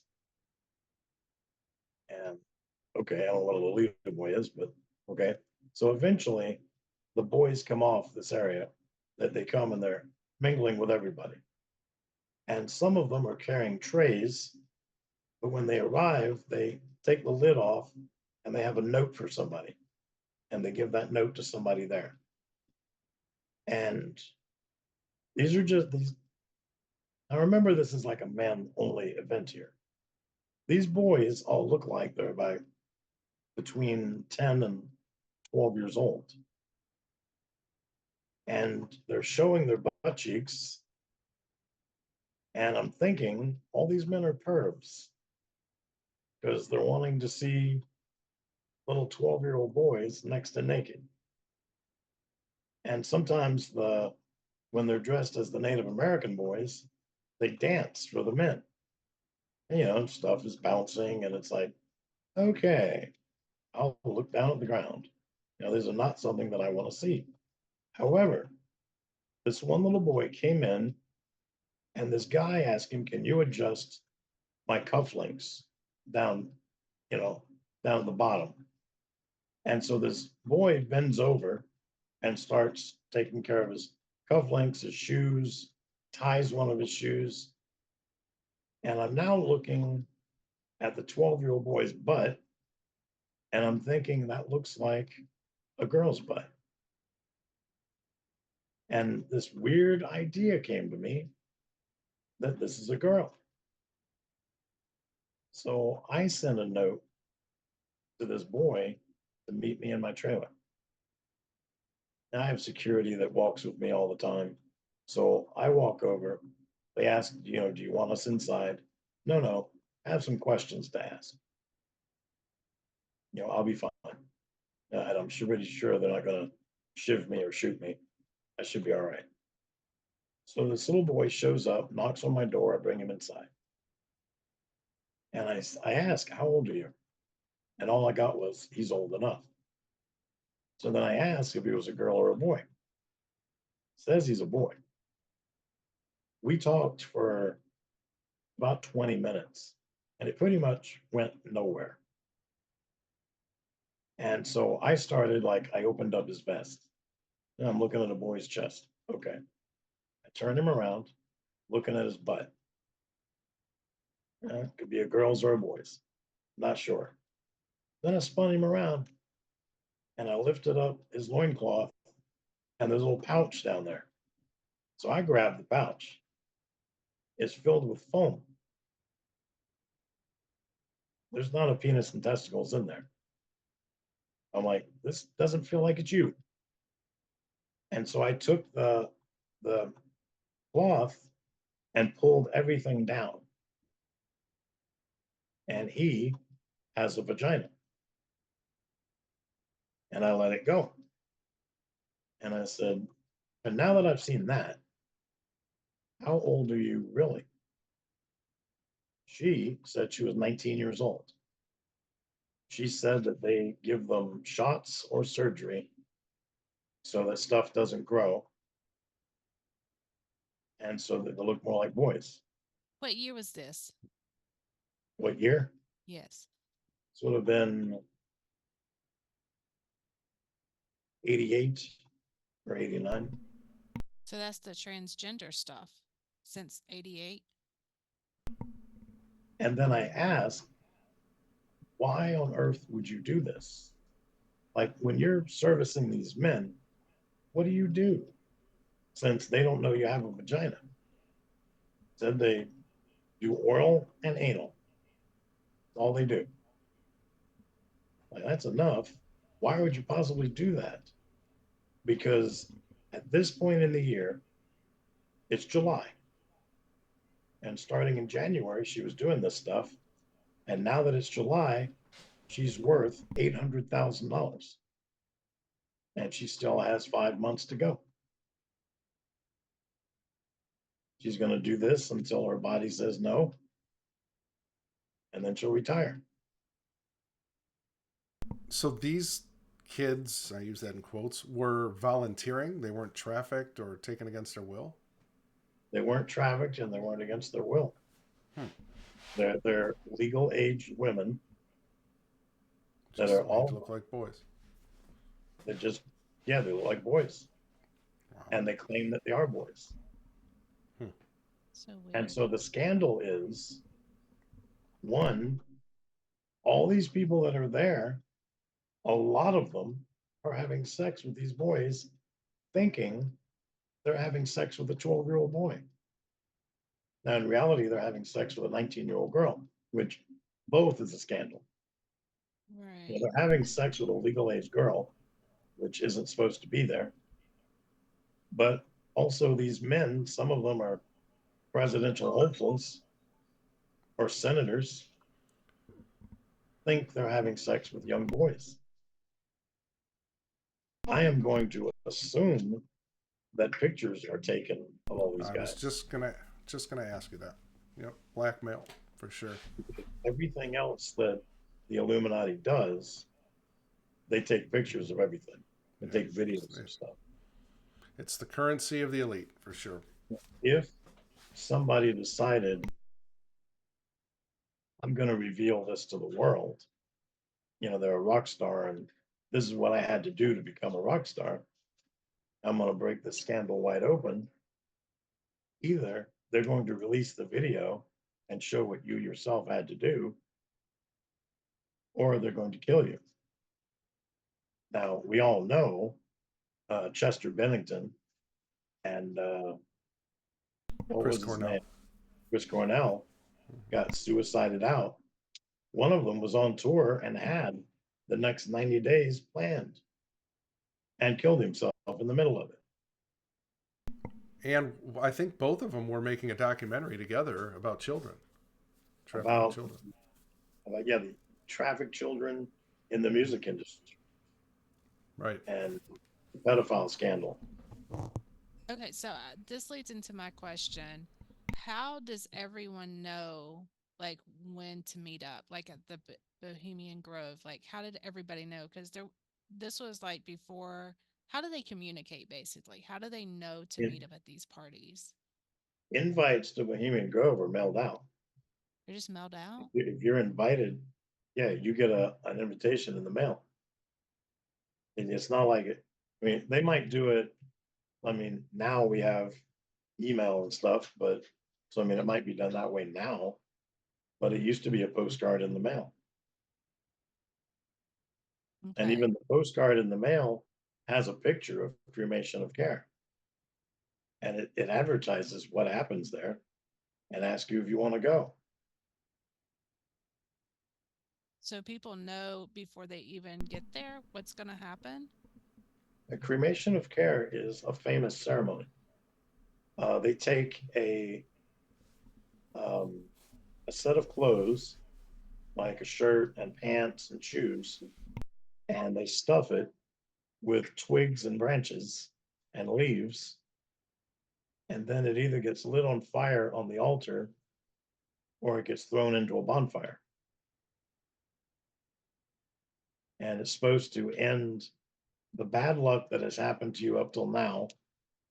I used to compare it to, I don't know if anybody on the show bowls, but before bowling was done electronically and you had the piece of paper and the pencil, superstitious bowlers would say, build me a wall.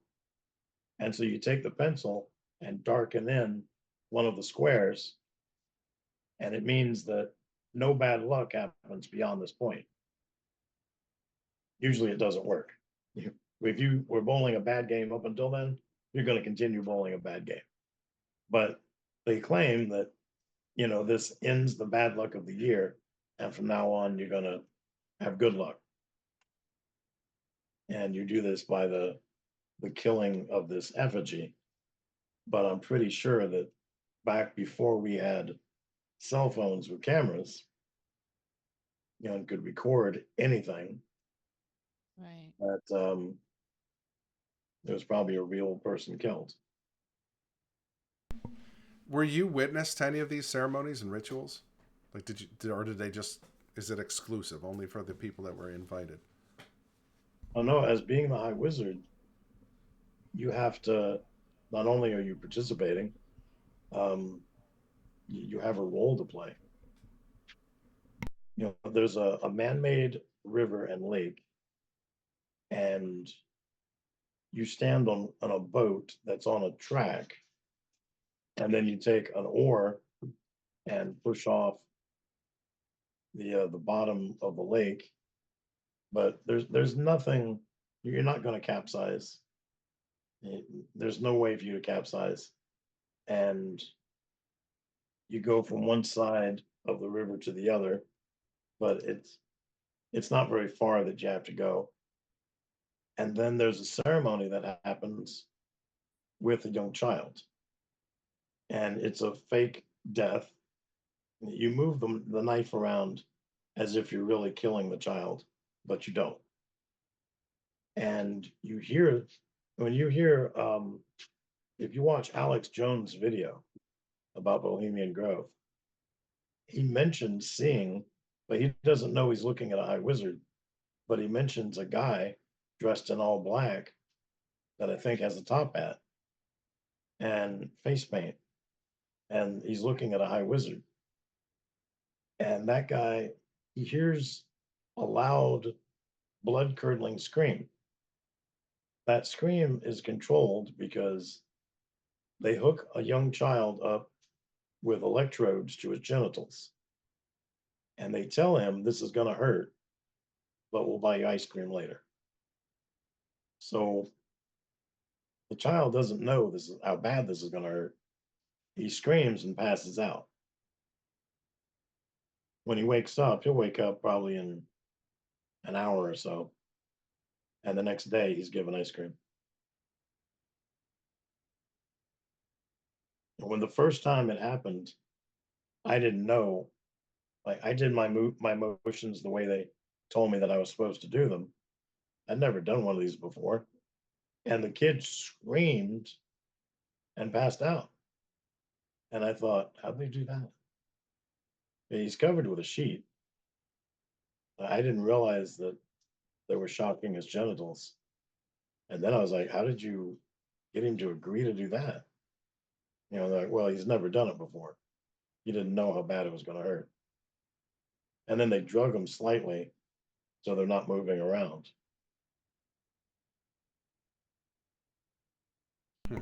Sounds like the What? foster system. Yeah, it does. And that's, No What lie. the- I mean, I my used to God. talk kids down by offering them ice cream, and then I would take them for ice cream. Like you learn to negotiate. But yeah, like oh, when but kids are they self-harming, gave them ice cream. They were honest about it. They said it's going to hurt like hell, and then you get ice cream. and then they drug They weren't them. lying about any of it. What's the purpose of Bohemian Grove? I mean, is it to set people up, to get them, under blackmail, or is it invoking things? Is it, using Satan's power to gain more power in the earth? Like, is it all of it? I don't, like, I've never really been able to understand. I've heard so many different accounts and stories. Like, what is the reason for it, and when did it start? It's been there. The Bohemian Club's been there, I think, for a couple of 100 years. It's 2,600 acres of redwood trees. And when you get invited, it's up to about 3,000 people. And like I said, it's personal invite only. Even if you want to bring somebody, you have to get permission for them to be there. You can't just show up with them. So they invite people when you're there. They invite gay prostitutes, gay porn stars, and they'll be like that. They'll announce orgy in the field, and if you want to go, just go and watch or go and participate. And there's a bunch of gay porn stars or gay prostitutes having sex in the field. And whoever you are, I mean, there's Republicans and Democrats there. Everybody will watch.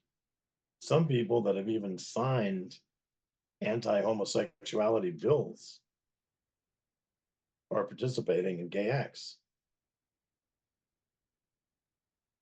But the majority of the Grove is set up for, let's say me and you guys were there. We're just there to hobnob with each other. I need to meet you. I need to network with you. You've got things that can further my agenda. I might know somebody that can further your agenda. And that guy over there dressed in the tuxedo and corpse paint and top hat can further all of our agendas. But he's expensive. You know, whenever I, as the High Wizard, would meet with somebody, you know, I would give them a business card and say, I know what you want. Call these people and negotiate. You know, lowball them at first, because if you start off expensive, they're going to keep giving you high prices. Just tell them right off the bat, I'm not rich, but I need this done. Sometimes it works, sometimes it doesn't.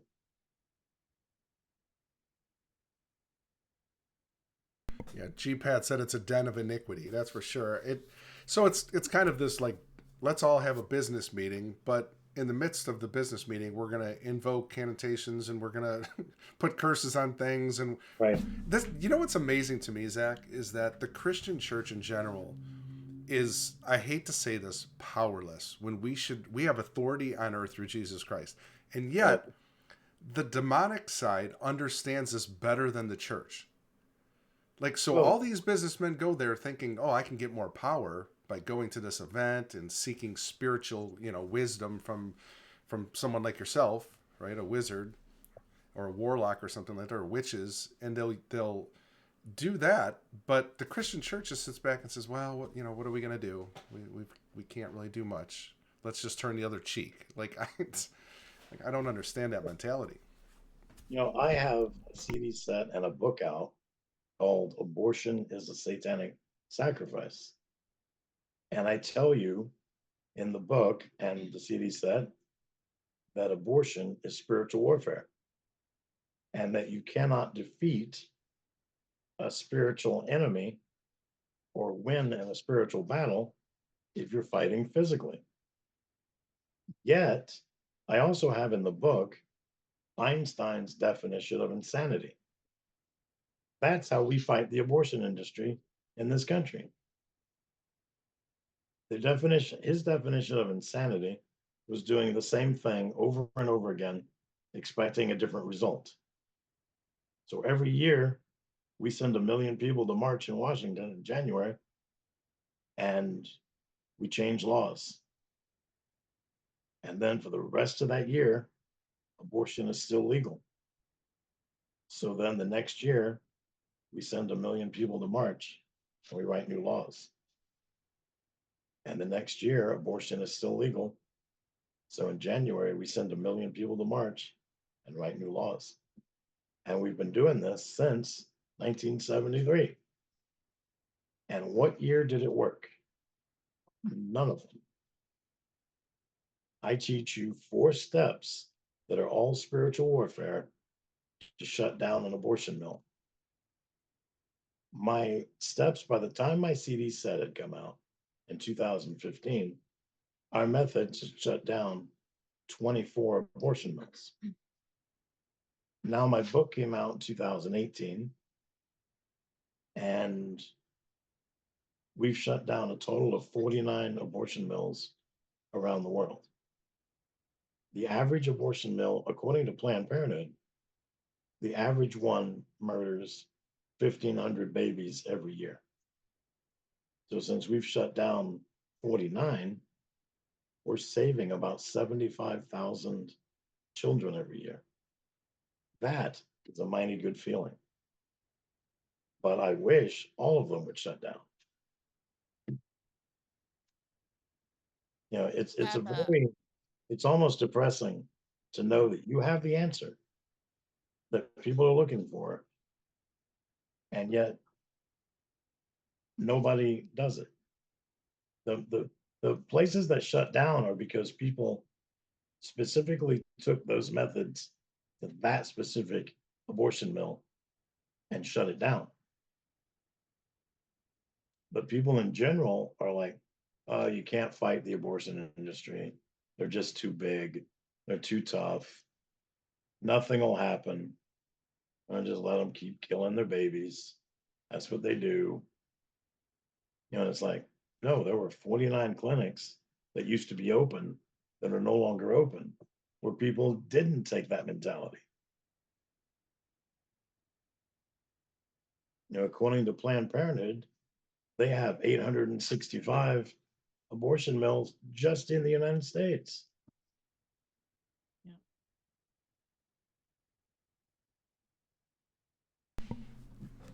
Now, I got interviewed, it was a few years ago. There was a Temple of Baal built in New York and one built in Washington, D.C. And people were kind of upset when the Temple of Baal got built. And in the interview, I got asked what I thought of these two temples of Baal. And I said, I don't know why we're upset about these two. There's already 865 of them in the United States. And I was being interviewed by a Christian podcast, and they had no idea what I was talking about. I said, there's 865 Planned Parenthoods. They all do the same thing as the Temple of Baal. They murder babies. Can everyone find this episode on Spotify, or is it a specific place everyone can find this? That interview? Or Jude, I what? think you're muted. Are For you your talking methods, about? your four-step method to shutting down a clinic? Like, is I it? do have it. I do have it on Spotify, and I do have it also on my YouTube channel. What do you know the name of my YouTube channel? I've got it. Zachary King. I've got it right here, Zach. Yep. Zachary King. You can go subscribe right now. Just put it in the search bar. It'll pop up. Also, while we're at it, I'm going to put up your Facebook page. You can go to Zachary King on Facebook. And the website is allsaintsministry.org. You can go there. Lots of great information. And also, as Sylvia mentioned, we have Spotify, the All Saints Ministry podcast. And then those will be linked. I'll have those all in the description of the video after the show. I'll make sure those are in there for everybody to see. You know, Zach, we had a question from G-Pat over there in Rumble, and says, how do you react to people still participating in this lifestyle now that you're on the other side of it?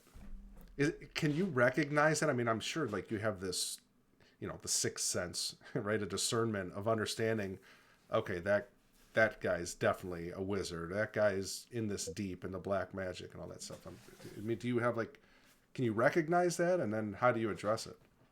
I can. You know, I can't make somebody come to one of my talks, but I can pray for them. You know, and I've had people say, is praying all you can do? I don't know who you pray to. My God is mighty. You know, I have plenty of prayers I can do. Or, you know, I think that the Latin Mass is more efficacious than the Novus Ordo. So you can get, if you get it for an individual person, I think it's $30, or for a large group of people, and it's a very large group because we do it every 90 days for everybody that contacts me. Um, we buy perpetual Latin masses, and it's like, you remember how much that was? It's like $120 or something like that. But when I said you need to fight dirty and you need to be as crafty as a serpent and as innocent as a dove, go to St. John Cantius from Chicago and buy perpetual Latin masses for your son would be $30. Satan's got no defense against the mass. You can't fight the mass. It's like beating him up every time it's done. So basically, we need to turn to God and we need to start praying and fasting. And that's really what this Right. country needs to do. Sylvia, we've already turned to God a long time ago. Yeah, we did. I'm talking about for the country, the whole country. Yes. A lot of people don't believe that the devil is alive and well, don't believe the devil is here, don't believe that Satanism is happening anywhere. It's like, do you not watch the news? Because the year before last, I used to tell people that satanic conventions happen every year. They're just top secret, and people are like, I've never heard of them. That doesn't happen. Because you haven't heard of it doesn't make it any less top secret and doesn't mean it's not happening. Are you a Satanist? No. Then why would you know about it? And I kept telling people, I spoke in, I think it was 2012, and I told people, you need to pray against it now, because eventually Satan's going to be in the public square. He's going to be out in public. Everybody's going to know about it. But maybe if you prayed against it now, you could avoid that public square thing. This guy called me and he said, I saw your conference in 2012. Why did you say that thing about the conference, satanic conferences? And so I explained why. And he said, I think you're a liar.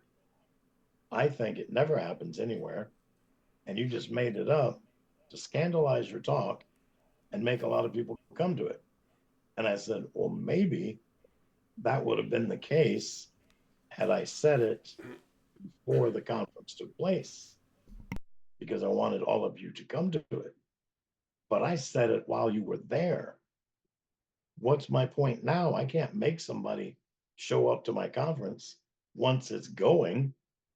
It's already going. And he's like, well, I don't know why you would have lied, but I think you lied. And I said, well, what's the harm in the Bible that says no prayers are wasted? What's the harm in you praying for it? He goes, I'm not going to waste my time praying for something that's never going to take place. Okay. So year before last, I got this call. And this guy says, oh, I just heard about this thing. And it's the Satanic Temple is having Satan Con in Arizona. Oh, man, what are we going to do? I was like, wait a minute. I've heard your voice before. Didn't you talk to me like 10 years ago? He goes, maybe. And, yeah, you asked me why I told you about Satan Con. And I explained why. Do you remember what you said to me? No. Oh, let me remind you. You said I was a liar and that these things don't actually happen. And you refused to pray against it, because why pray against something that's never going to happen? Do you remember that now? Yes. So do you know what's going to happen now? He goes, no. I said, well, Satan just pulled the trigger on both barrels of his satanic shotgun. That convention's going to take place. You can pray against it if you want, but right now I think it's going to go. And it can't be stopped right now. And it can't be stopped because the only person that prayed against it the last 10 years was me. So SatanCon is now happening. Well, Last year, they're very open now. Like I don't right know if you've heard the after class the after school classes they have after now school where Satan, and it's after school Satan started in I think 2016. uh, right. So they're and people are like, no, it's not Satanism. Yes, it is. And not only that, but I've had I know one parent where her daughter started going to one of these classes, but she didn't know it was Satan because they didn't tell her that, right? They just told her it was an after school class, Uh, and they started transitioning her daughter without her permission.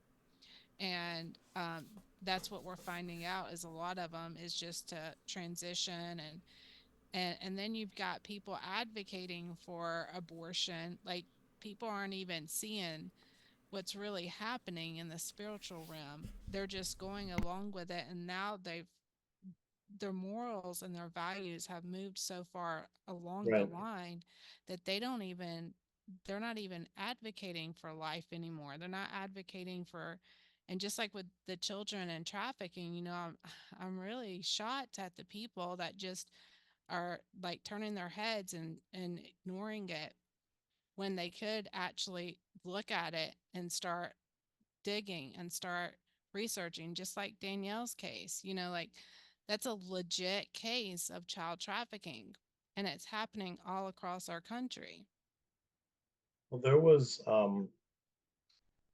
I was telling people because they thought that at my coven there must have been maybe 50 people or 100 people, top, 1,000. And I said, my first coven was an OTO coven, and it had between 125 and 150 members. And I thought it was huge. I only know of two covens at that time, and one had about the same number of members. So I thought all covens were about that size. And whenever I would talk to somebody about a coven, I would say, our coven was huge, had 125 to 150 members. Then I started to the World Church of Satan, and they had 1.1 million members worldwide. And most people that come to my talks think I'm lying when I say that.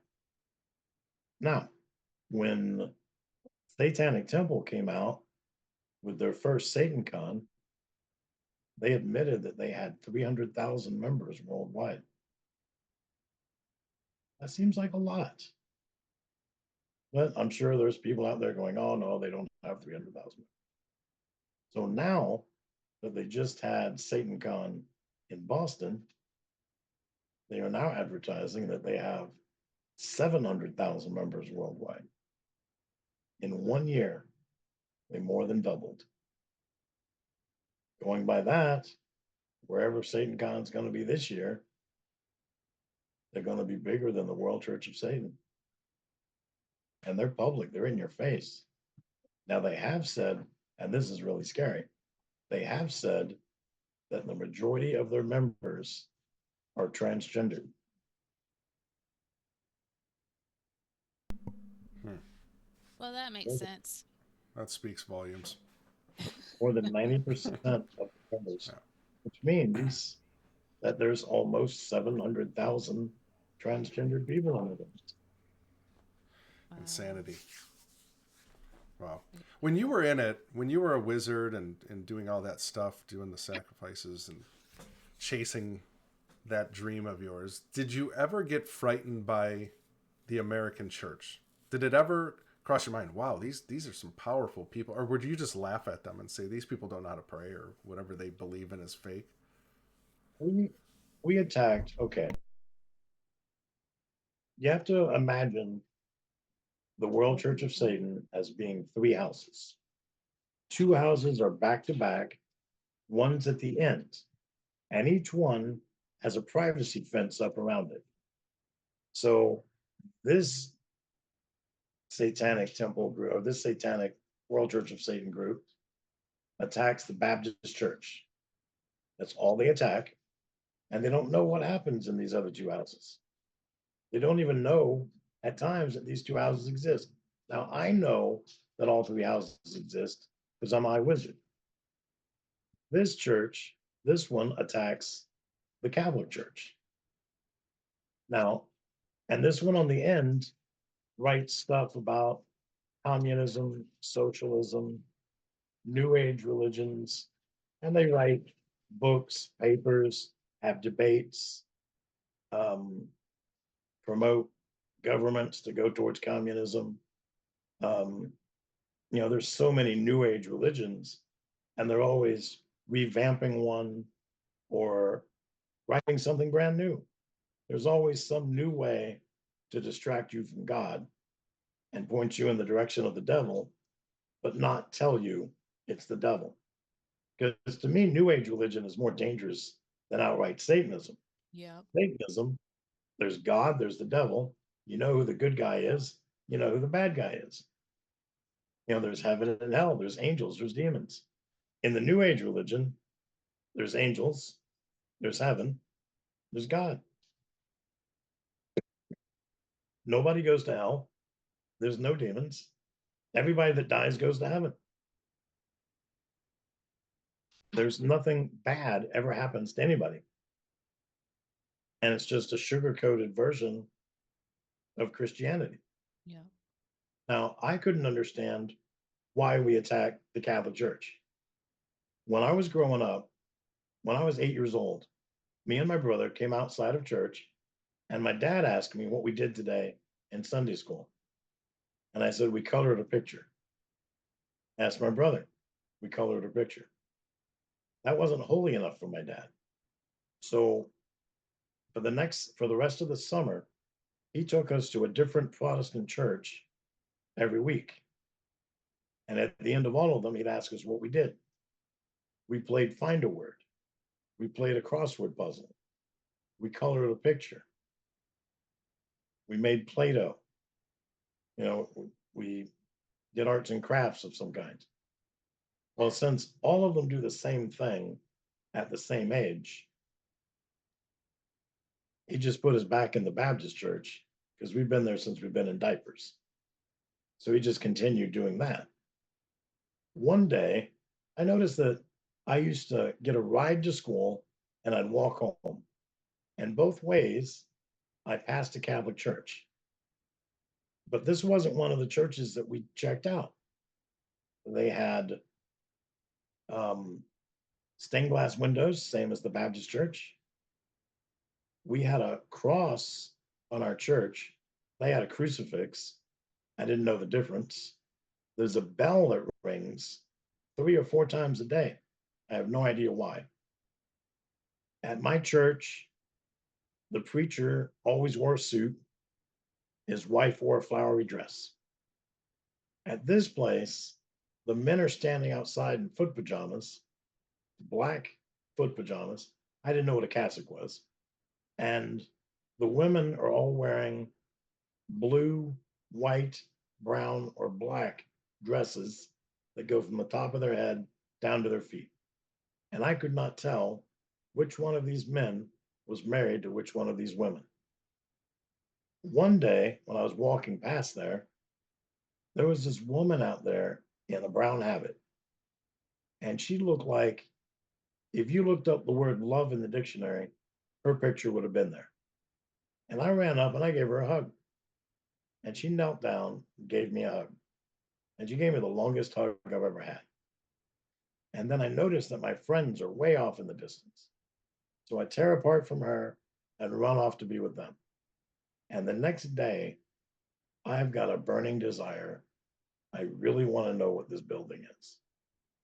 We're driving past it. And I was like, Dad, Dad, Dad, Dad, Dad, Dad, Dad, what is that building?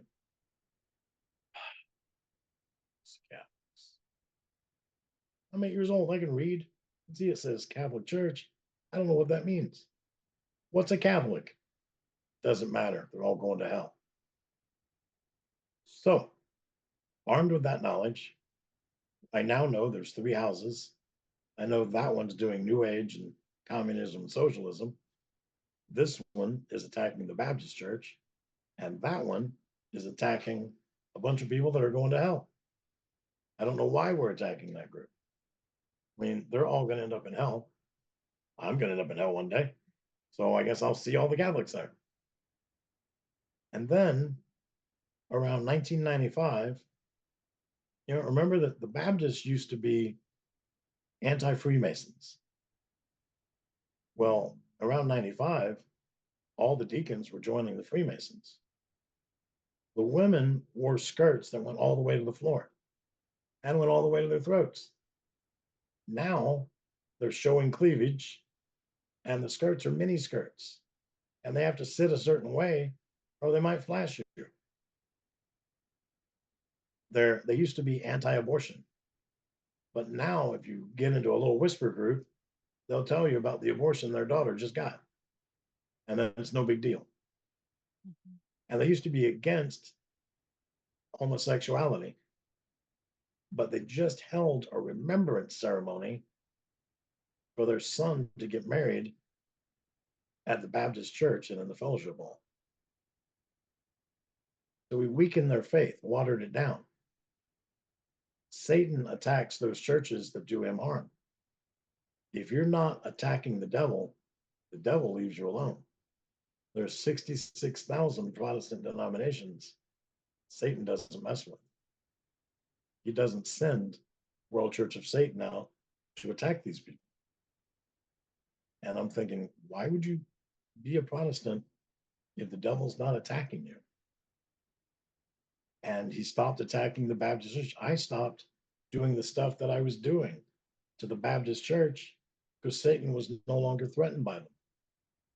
They no longer had the prayer wars that they used to.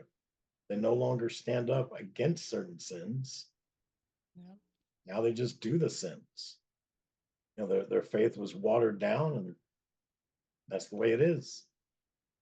And if you look at the number one church that's attacked now, you can attack the Catholic Church with impunity.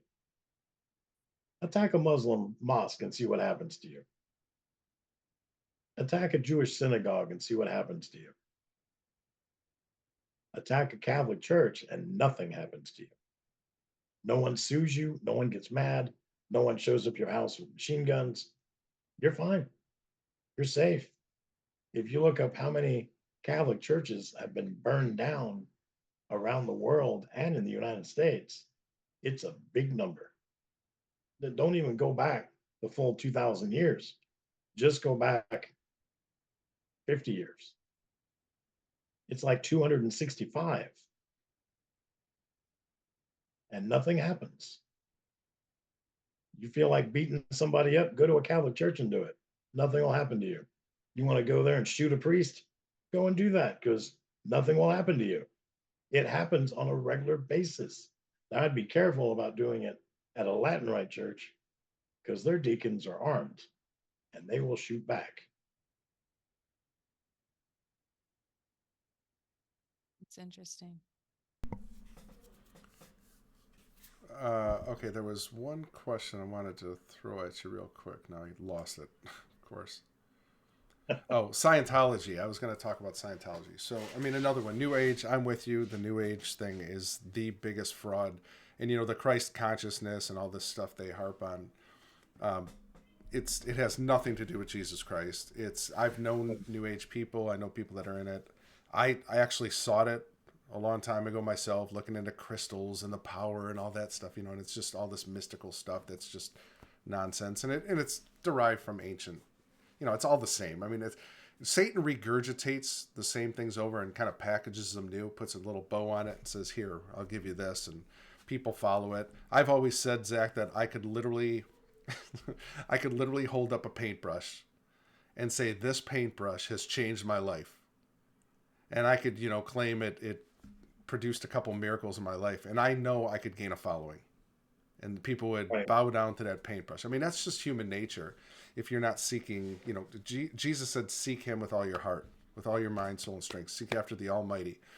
And if you're not doing that, we can easily be deceived. Easily. And you were on the other side. That's the amazing thing to me, is that you were in such darkness, in such a place of deception, thinking in your mind, I pretty much rule the world. I can say this or say that and it's going to happen. I can use this magic and all these, powerful things that I have at my disposal. And yet no one was, it doesn't seem like many people were confronting you. Like, it doesn't seem like you had any opposition from the church. Like, I had sometime in the 90s, I had a guy evangelize to me. And so when that woman came up to give me the Blessed Miraculous Medal, I was convinced she was going to pull out a Jack Chick pamphlet, because that's what happened to me before. This guy came up to me, offered me a Jack Chick pamphlet, and told me that I needed God. I needed Jesus. And I declared that I did not. I don't know what drug you're on, but I don't want any part of it. And he told me what I needed to do to get forgiveness. And I told him I wasn't interested. And even if I wanted to be interested, I couldn't. And he was like, why not? Said, because I sold my soul to the devil when I was 13. I signed in blood. It's a done deal. I signed a contract. And he followed me home, evangelizing to me. And then I went inside and went to bed. The next day I come outside. Who was waiting for me outside my house? That guy. And he started evangelizing to me more. I got in my car and drove away. And then whenever I would come home, that guy would show back up at my house. And I eventually called the police. I didn't go to court or anything, but the police talked to him and told him, you cannot do these things. He can. He is within his rights to get an order from the court, and you won't be able to come within like 1,000 feet of him. He said he's a nice guy and doesn't want to do that to you, but if you continue, he's going to. So the guy left me alone. Of course, he probably prayed for me. Right. I know as well, my mother was Catholic, or my grandmother was Catholic, and she prayed rosaries every day, I think, for me. was there ever talk of Jesus in the coven? Like, what was, did they just mock him continuously, or was his name not mentioned? I mean, how'd that go over? He, for the most part, wasn't mentioned at all, but there was a time when there was a guy named Steve that was also a coven member, and somebody was talking about Steve had the flu and he was going to be gone for like 3 or 4 days. I'd met Steve a couple of times. He's a nice guy. And I said, what's the big deal about him not being here? He goes, he makes phone calls at night and we need somebody else to do that. And I said, well, I'm not doing anything tonight. I can do it. He goes, well, you'll have to do it however many nights he's out. I went, no, I can do it. I don't have anything planned this week. And just tell me what you need me to do. So I thought a few phone calls would be 3 or 4, but it was not 3 or 4 phone calls.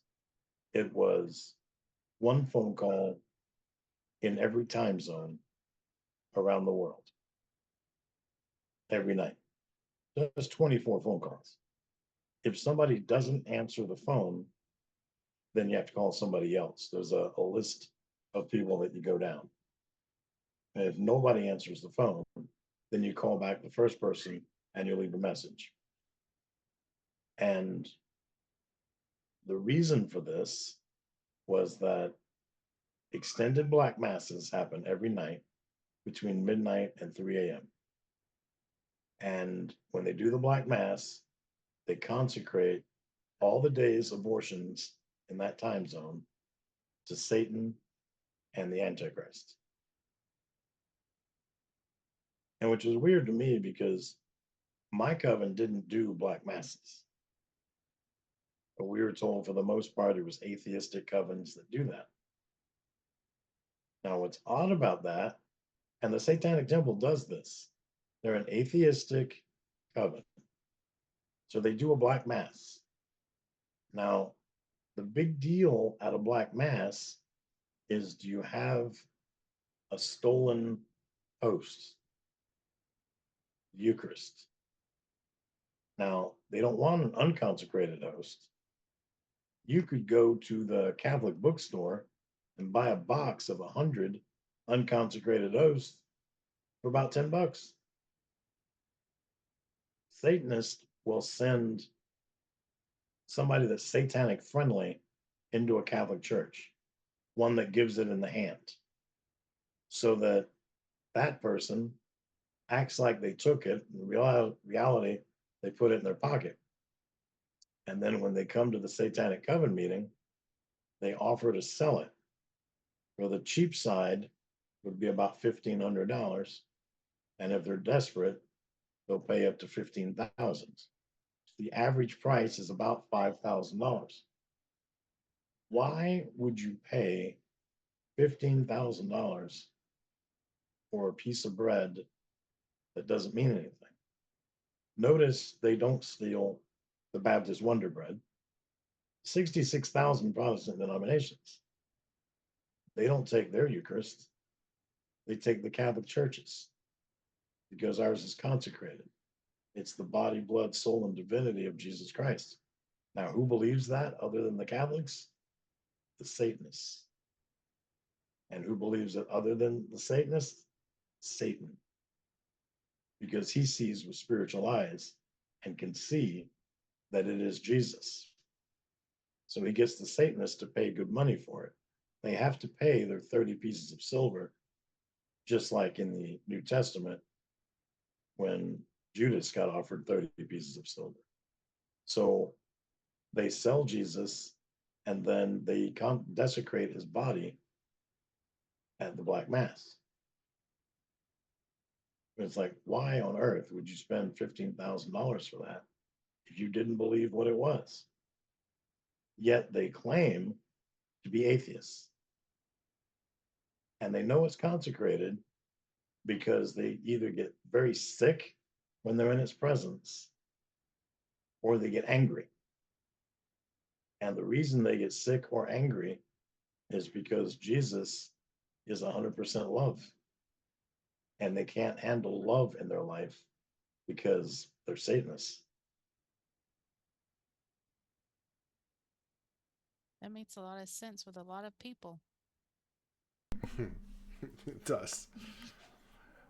Zach, was like when you came out of it, there had to be like a lot of hatred coming your way. I mean, from your old coven and like people that you were hanging out with. I mean, they had to think you were nuts, first of all. And then, like, I mean, was there like threats on your life or anything like that, or curses put upon you? I used to receive threats regularly. There was a while when I was really good friends with my local sheriff's department, not here, but in Florida, because I would get threats in either my email or one time snail mail. It's like you realize that sending this to somebody, when it crosses state lines, it now becomes an FBI program. I've also received death threats from out of the country. My friend Father Chris said, you've arrived when you get a fatwa in your email. I've never gotten one, so I feel like I haven't arrived yet. But you know, I used to get them on a regular basis.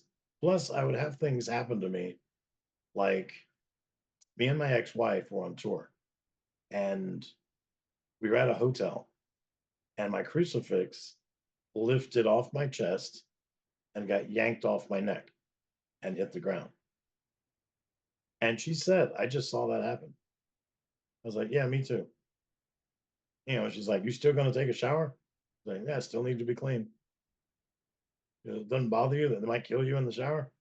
Well, this is why I'm keeping my scapular on, just in case. You never know. We were staying in a rectory in Wisconsin, and I'm bringing everything out to the car. She is the master of Tetris. So we could have more suitcases than what we have room for in the car. But she will Tetris the back of the car. And now suddenly we have room for all those cases. and she was amazing. So we're doing that. I'm standing inside. I've got one suitcase to go. I bend down and I pick it up, and she watches my feet get swept out from underneath me. I land on my head and I'm knocked out. She comes in and checks on me.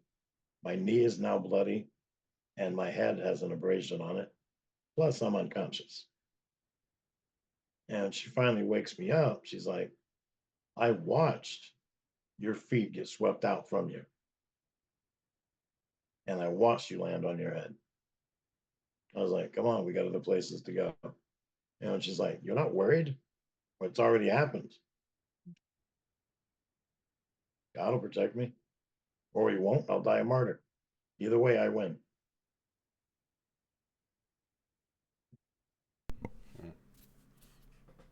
So I have a I've had. question.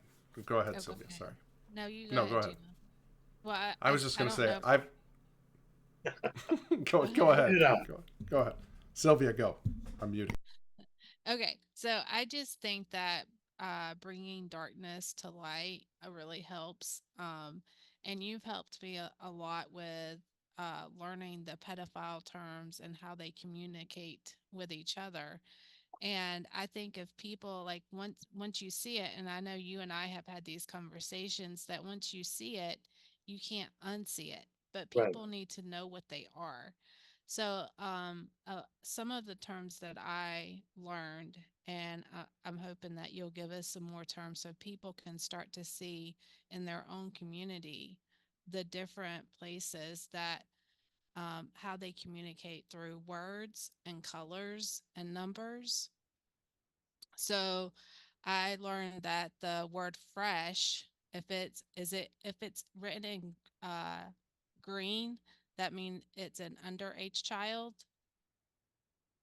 Right. Okay. There's also um, the symbol of a butterfly, or seeing a picture of a butterfly, means that there's pornography happening somewhere nearby. If it's a butterfly. Also, if it's some places will actually put the colors of the butterfly up. So if it's a black butterfly, there's black children somewhere that are being filmed.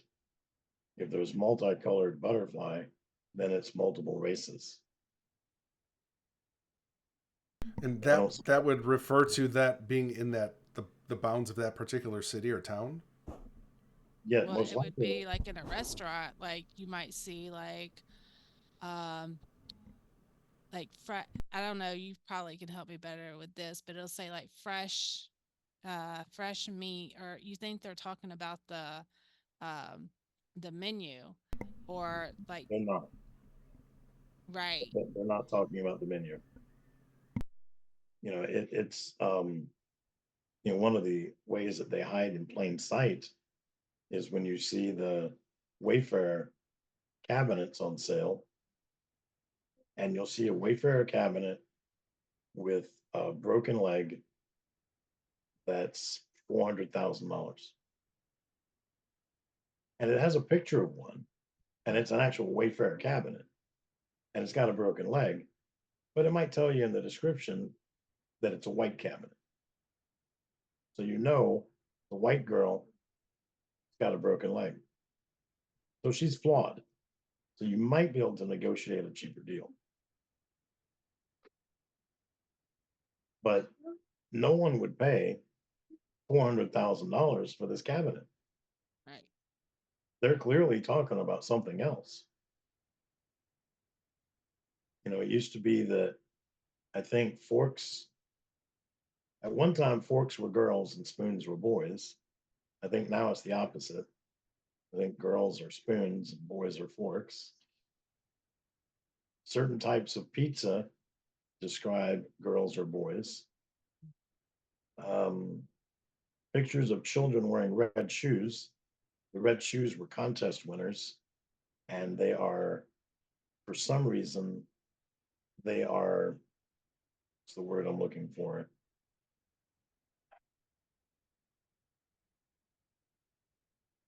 when the billionaire shows up to bid, they're bidding first on the people with the red shoes. It's prime cut or prime meat. So the What does red that shoe mean? children are virgins.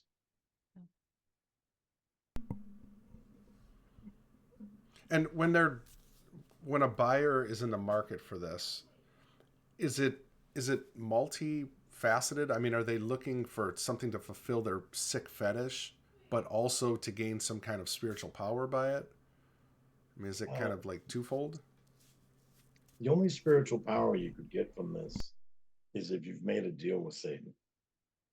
Like, I will do this if you'll grant me this. And how they'll know that that Satan has said yes is that the opportunity will present itself. Because generally, if you say, Satan, I would have sex with whatever age child,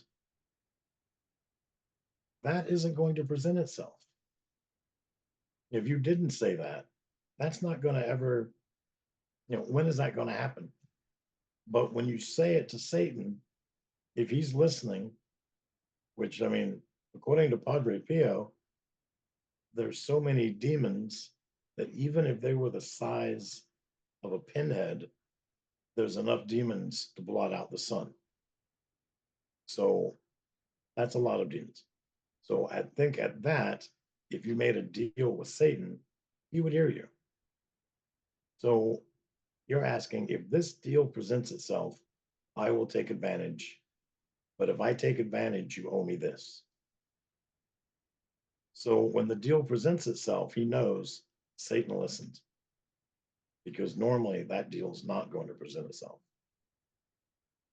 And so he gets the child, he does the sexual act, and then he gets whatever he asked for. But remember that Satan doesn't play fair. So you're looking for $1 billion deal. I do this, I get to be a billionaire. You do that, you get $1 million. $1 million might sound like a lot of money if you don't have any money. But if you're trying to be a billionaire, $1 million isn't really going to help you. The devil, kind of like you're asking for the Lamborghini to give you a bicycle. It's not fair. It's never fair. When I was doing it as a high wizard and I was doing an abortion, I felt like I was 10 foot tall and bulletproof when I was done. But I didn't do it for the deal. I did it because it was my job. So that guy has to be happy with whatever it is he was given. Sometimes they don't get what they asked for. They get a portion, a fraction of what they wanted. Most people that do it because they're perverts. And they just have some sick, twisted desire of what they want. And Satan's willing to give it to them. After I did your show, Mm-hmm. I was listening to podcasts one day, and there was a podcast by either the director or the producer of The Sound of Freedom. And it was about human trafficking. So I thought, yeah, I'll listen. Let's see what they're talking about today. And I listened to this show, and I was so mad at the end of that show that I made a podcast about it. And I don't know if it's been presented yet. Because like I said, we do 20 a month. We present 20. I record them way in advance. And so that we're always ahead of what we need. But I think the name of that podcast is What the Hell.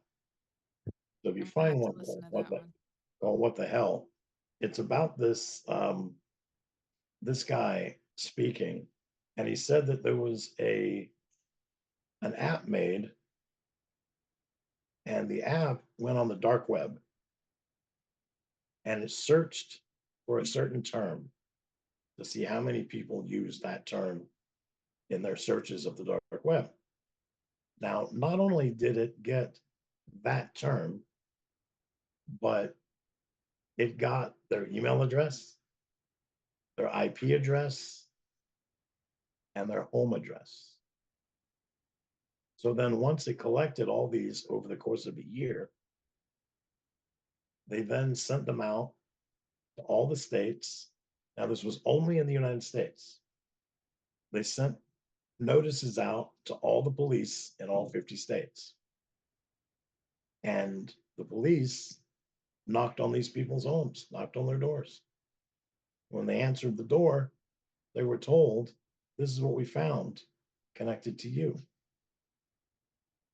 And they had a warrant to search their computers, their laptops, their tablets.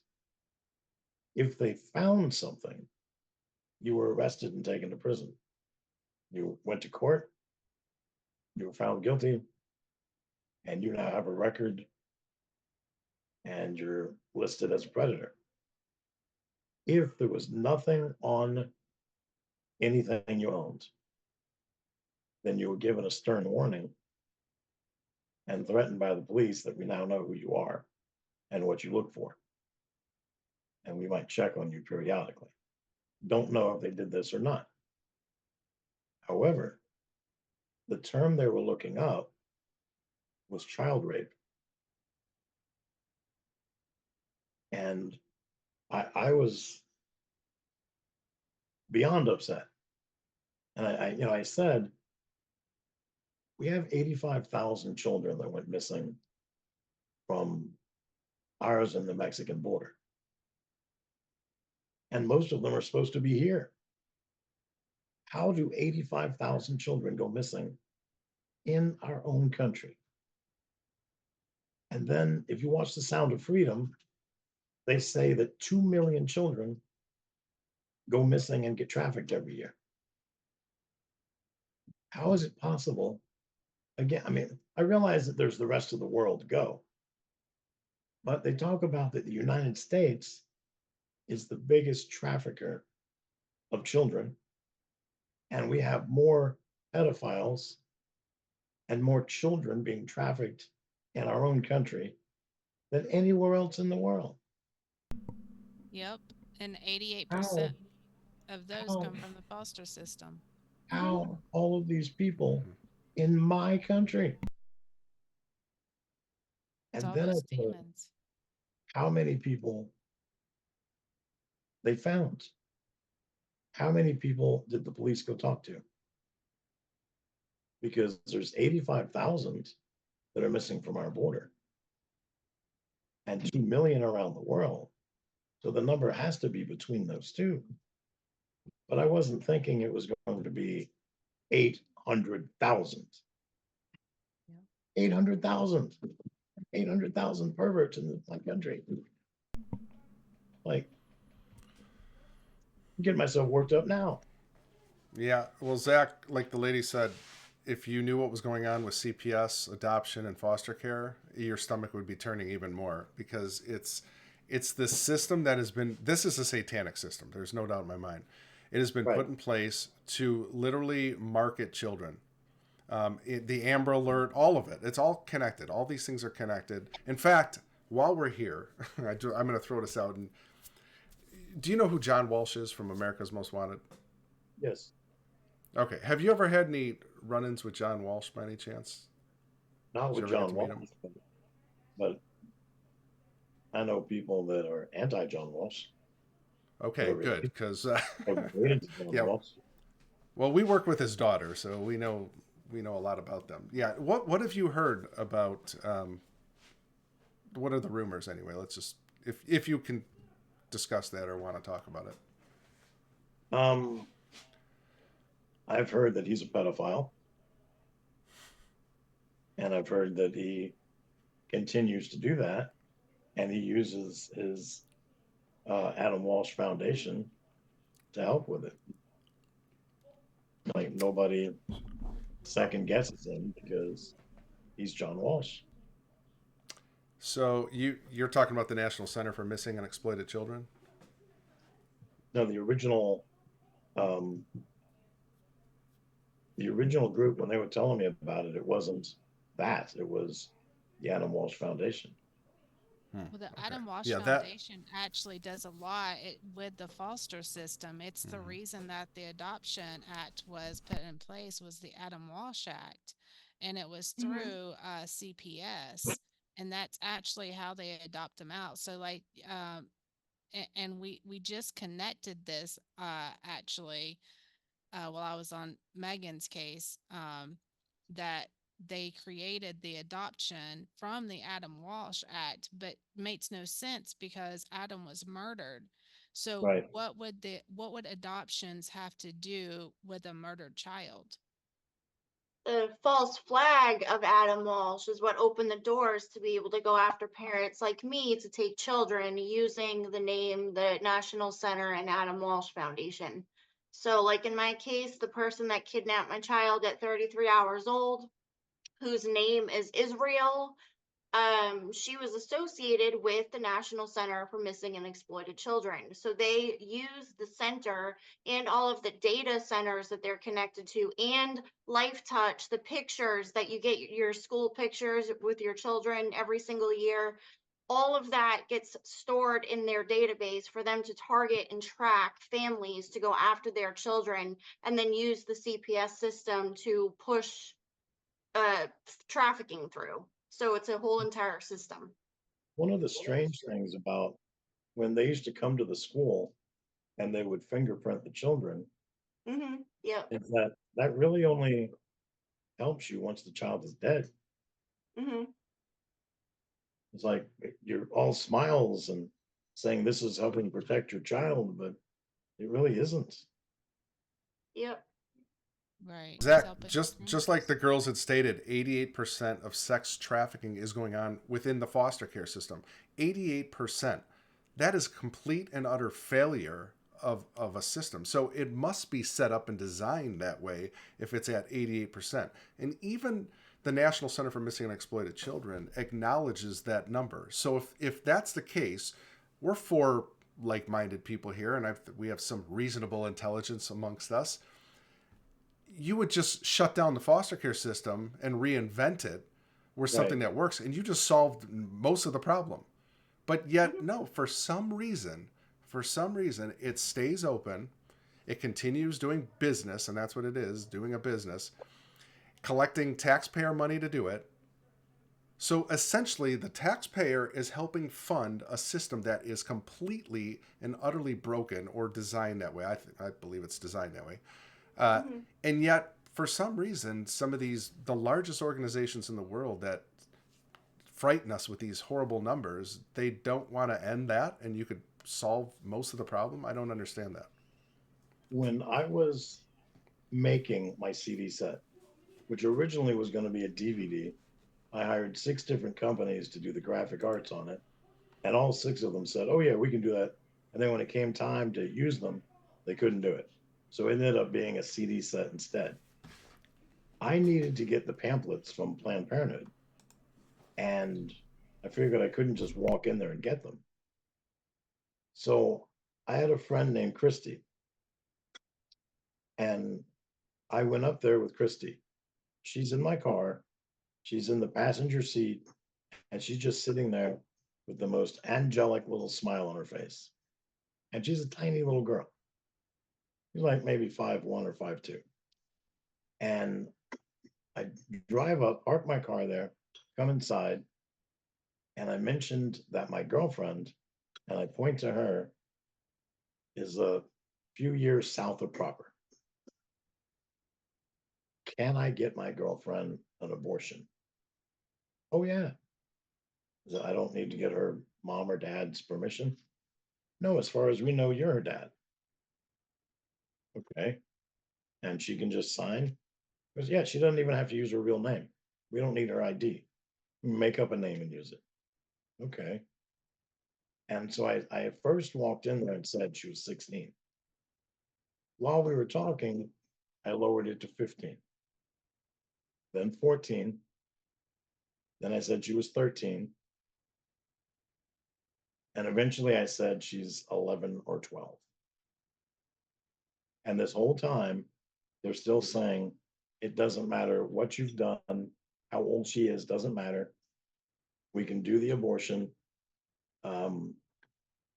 And if your insurance won't pay, we have an indigent form you can fill out, and the government would actually pay most of it. Like it'll be $1,000, and the government will pay $800. So you just have to come up with $200. $200. If I raped my 11-year-old girlfriend and made her pregnant, and they gave me all these pamphlets and let me be on my way. And Christy was 19, I think. She was about to go in the convent. So she looks really young, but she's really 19 at the time. But they believed her to be 11 or 12, and that obviously I'm in my 40s. I'm raping this girl, but she can't say yes at 11. And they're totally okay with it. And and they volunteered that there's a lot of men my age and older that bring in girls this young or younger to have these abortions almost every day. They actually said that to you? Yep. Oh my gosh. That'd have been great to have that on video or audio.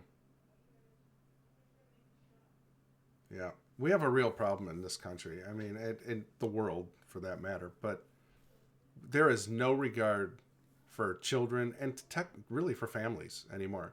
And if you're Satan, you know, I've said this a million times. If you're going to bring down a country that's powerful like the United States, they knew they couldn't do it from without, right? They were military. Our military is one of the strongest in the world, right? We have all these weapons of mass destruction, all these things. So how do you do it? You destroy it from within. And it's the moral fabric that they've gone after. Eliminate God, go after the family, confuse people with their identities. I mean, it's really evil genius. And it's worked up to this point because the church has sat, and when I say the church, I mean, Zach, I know you're Catholic and I respect that. I'm just, the church in general, anybody that can, professes Jesus Christ their Lord has literally sat on its hands and done almost nothing. I agree. They don't, like, my ministry is pro-life, and it also teaches people about spiritual warfare. And most of the world does not know what spiritual warfare is, even though, the book of Ephesians is not a new book in the Bible. It didn't just get there. It's been there since 395, and it's been there this whole time. So everybody can read that we wrestle not against flesh and blood, but about principalities and powers of the air. And yet, when you bring up something about spiritual warfare, you get, well, I didn't believe in the devil and now I do. It's like, or I just now learned about spiritual warfare and I decided to join the fight. And that was a woman in Ireland. And I asked her how old she was. And she said she was 40. And I said, well, congratulations. You've been in the battle for 40 years and 9 months. Congratulations on just now realizing it. And a bunch of people in the room laughed. And I said, you guys don't have any room to laugh. Take your age, add 9 months to it. That's how long you've been in spiritual warfare. Ever since Satan realized your mom was pregnant. If you're here right now, when you get home, you need to order flowers and have them sent to your mom and thank her for not aborting you because she had the option.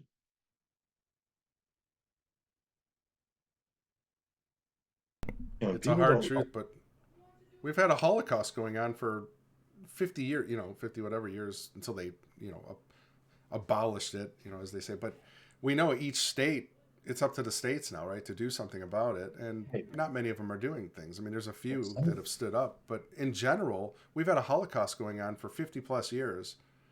And no one bats an eye at it. Like between the foster care system and CPS and abortions, we have to wake up at some point or we'd lose everything. It's almost, if you have children, you need to leave the country for 18 years. Now, when they turn 18, come back. because at that point, CPS can't touch you. Well, I think it's happening all over the world, though. That's the crazy Yeah. thing. They've gotten it. Like, we have a lot of people that we talk with. They're in Australia, they're in the UK, they're in, I mean, Mhm. it's all across the world. It's not even like America is worse than people ever even thought it was or even realized that it is, but it's happening all across the world. It's not even like where do you go? Buy a little Oh, island by yourself? let's buy back Epstein Island. Right. Well, what doesn't make sense, well, I mean, it makes sense because I know why it's happening, but people don't think about this. CPS is supposed to be there to help families, right? They're supposed to be there to keep families together, supposedly. Well, why aren't they at abortion clinics saying, hey, we can help you. You don't have to do this. We can provide services for you to help you get through this. Why don't they do that? They're not at abortion clinics. They're keeping them separate. They're sacrificing the children in two separate ways rather than trying to stop the sacrificing. They're actually sacrificing through CPS and Planned Parenthood.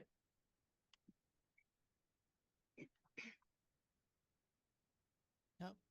It's crazy how bad it has gotten, and it's not going to get better anytime soon.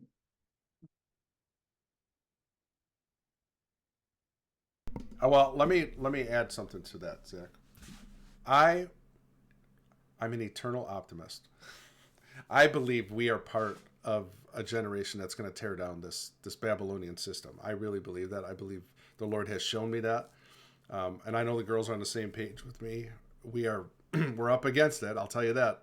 Like every day, we are against it, but I think we are making a few inroads here and there. Do we need help? Absolutely. We need the Lord. We know God's on our side.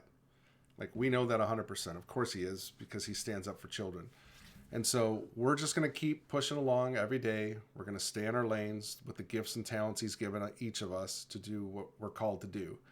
And I think this is the generation that sees an end to some of these atrocities. Do I think it's some utopian heaven on earth thing? Of course not. Like until Jesus comes back, we're stuck with a lot of pain and suffering in this world, and sick things, satanic things, and eventually we know that the Antichrist comes. I mean, that's prophesied. So, but I think there is this, I call it the cleanup in aisle 6 for some stupid reason. Like I do feel like there is this thing.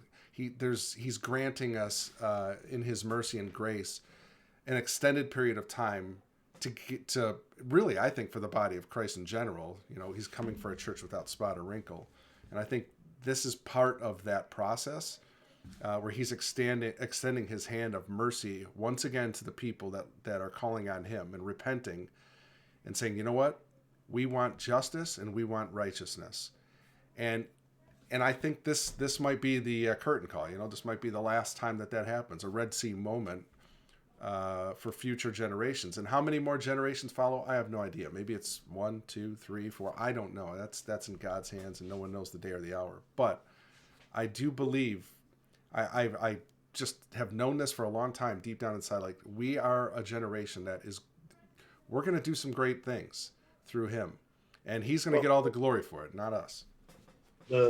The amazing thing is that you look around and see how bad everything is right now. But God put it, the time that you are here is the perfect time to be here. Mm-hmm. This is the time that God chose to put us here because he knows we can do something. Yeah. But there's also a possibility. Martyrdom is right around the corner. That's always a possibility if you're a Christian. That is for sure.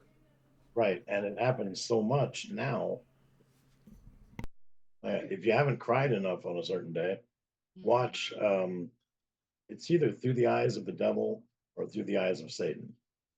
It's a documentary on YouTube, and it talks about how babies are stolen in the Ukraine and Poland, and who steals them, and then who goes to brothels to get them.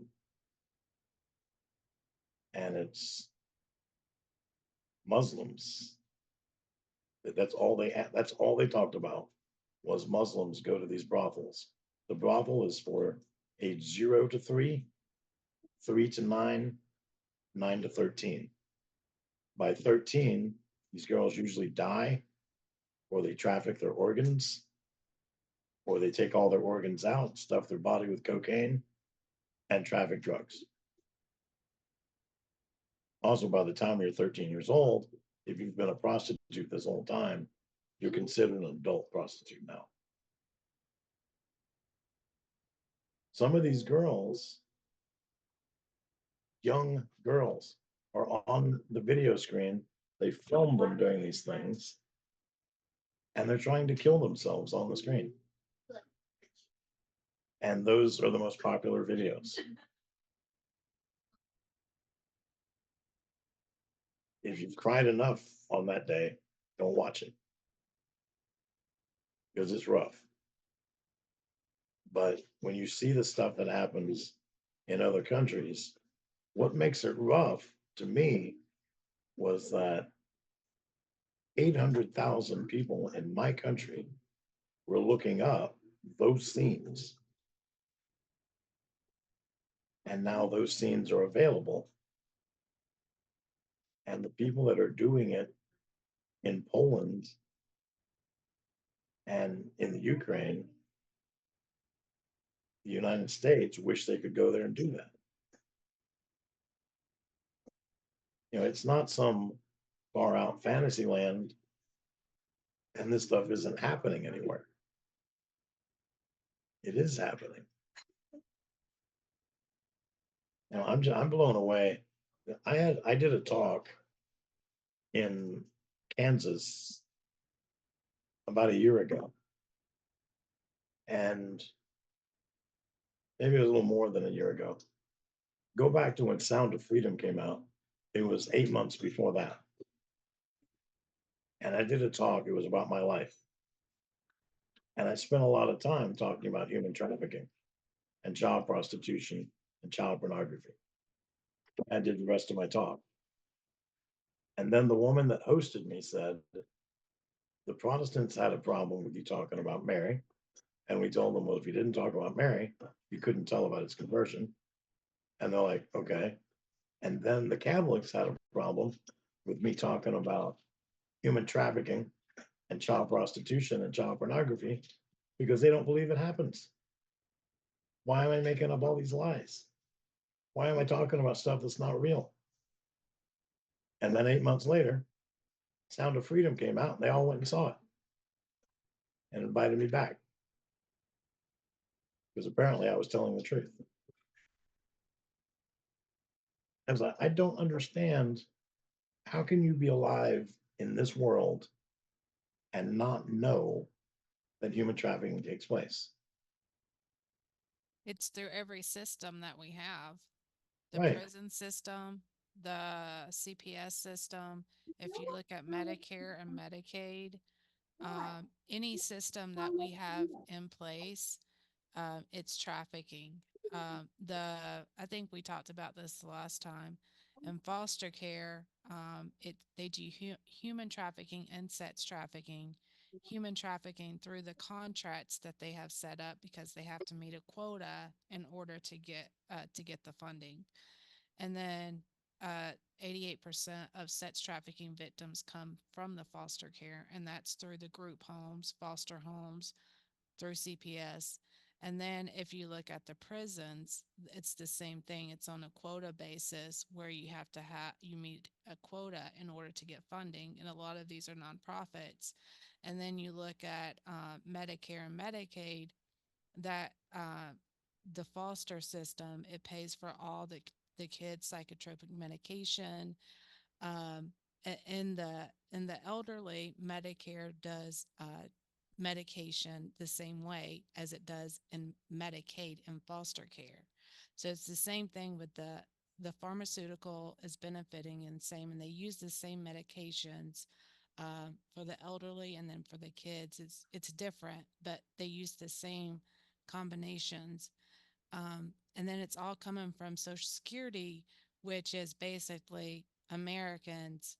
Uh, we're the ones that is funding the whole thing. Yep. Someday, the entire world is going to hear what the entire world does. Hmm. And unfortunately, the majority of the world is going to be shocked. I think that time is now. Yeah. Yeah, we would all agree on that. I do. You're right. I think this is the one thing that unifies most of the general public. Forget politics, religion. That's always going to create, animosity between people, race, prejudice, all this stuff. When you talk about children, I mean, even in the horrendous days we're living in, I think that is the one thing that can still unite most of humanity. Not all, because there is just sick people out there. But I think that's the one thing where people can come together and say, you know what? It's worth it. This is worth it. This is the hill to die on. Would you agree with that? I don't know. We have a president that is on video on YouTube molesting an Asian girl. Yeah, sicko. Yeah. Yeah. He was just sniffing another kid a couple weeks ago. He was him and his son, I hear, have the nickname pedo. Wow. Like, people know that's his nickname. You want to have insult to injury? At one of the award ceremonies for the National Center for Missing and Exploited Children, Hunter Biden accepted an award from the National Center for Missing and Exploited Children for his brother Beau Biden, who had passed away. So they invited a known pedo, Mm-hmm. with the laptop from hell. Now this is before the laptop from hell, but still, I mean, there was already rumors spread about Hunter Biden and what he was doing, and they give him an award. And by the way, that award is a double heart. Talk about symbolism. Uh, you can't make this stuff up. It's a sick world.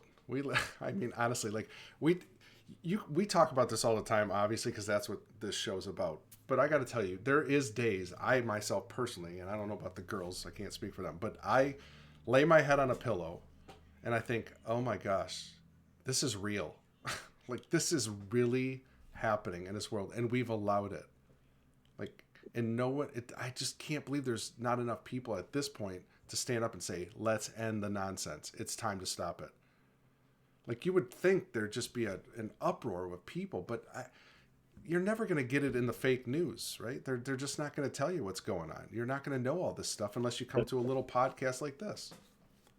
That's all I know when news is real.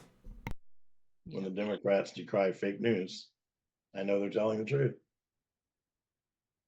The truth is that it is real, and they tried it fake news. I appeared in a conference a few years ago, and it was called the Health Freedom Summit. And there's a lot of people speak at these things. It was like a 3-day or 4-day conference, and every hour there's somebody different speaking. And they had the person that advertised our conference the most was Joe Biden. And I know you're thinking, why would Joe Biden advertise the Health Freedom Summit? That's exactly what I was thinking. Joe Biden was speaking to the news, speaking to CNN, I think.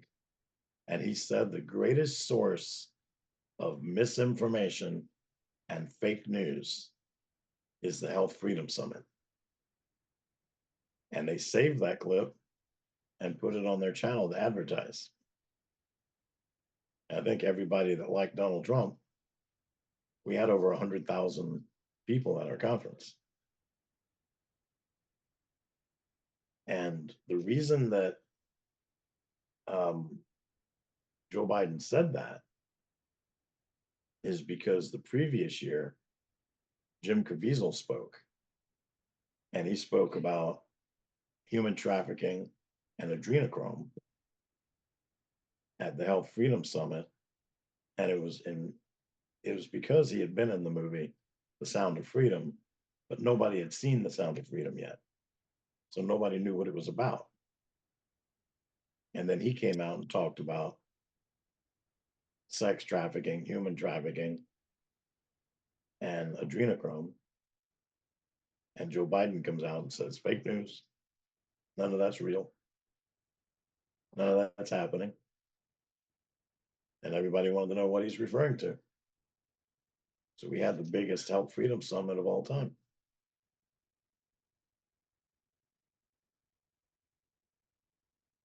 We need the same thing for foster care. The exact same. We need people to understand what's going on right under their noses, right in their own neighborhoods. They need to know this, that innocent families are being torn apart for no reason other than money and trafficking children. That's it. Like, it's sick, it's twisted, and it needs to end. But just like Sound of Freedom exposed the international problem of trafficking, we need a documentary about what is actually happening right here with CPS and foster care and the adoption. And it's I no one wants to touch this with a 10-foot pole, Zach. No one. You need But to get somebody to we write need that up, we need somebody. and then you need to contact Jim Caviezel and see if they'll do it. I would We would love to. We actually knew someone that actually has an inroads to Jim, but he at Jim's a pretty private guy. Although I got to say, like in the last 6 months, it does seem like he's kind of come out a little bit more than in his past. But I don't know. It's a subject that very few are interested in telling the story to, and it's heart wrenching, to be honest. I mean, So Danielle, We can do it it's personal. ourselves. We we're trying. We're definitely trying. I mean, Megan, like Danielle's story and Megan Walsh, John Walsh's daughter, who we work with, like these are two gigantic stories that you would think the press would want to cover and say, "Are right. you kidding me? These are like movies. You could make movies out of these things." And people are like, "Are you kidding me? This is a true life story." But no one wants to talk about it. It just gets swept under the rug.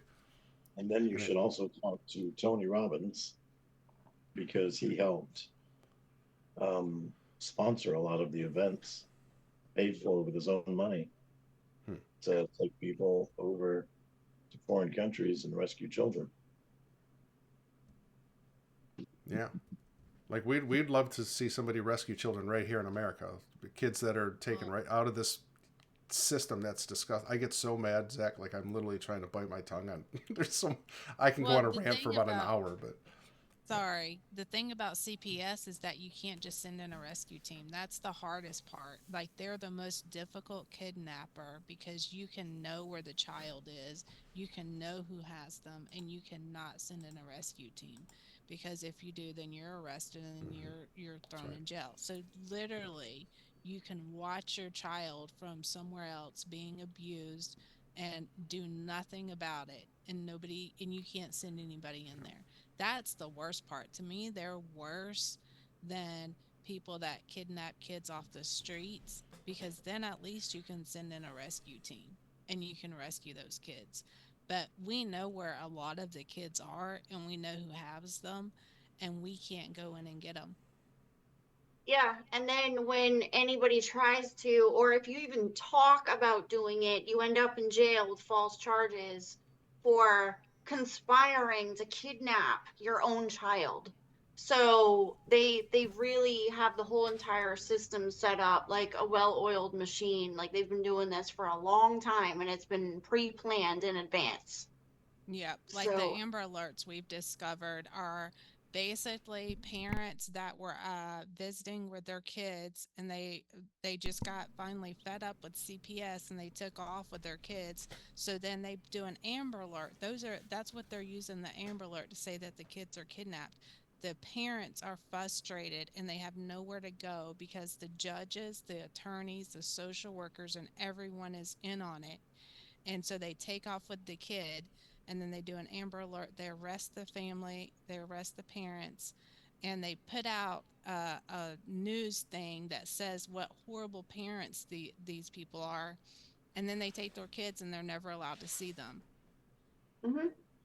And then it gets so bad for the parents that it's like 8,000 parents a year that are going through this CPS stuff end up committing suicide because they can't take all of the pressure and they don't have anywhere to go and no help and no one believes them. Yep. And the media's dead silent on it. No one else wants to discuss it.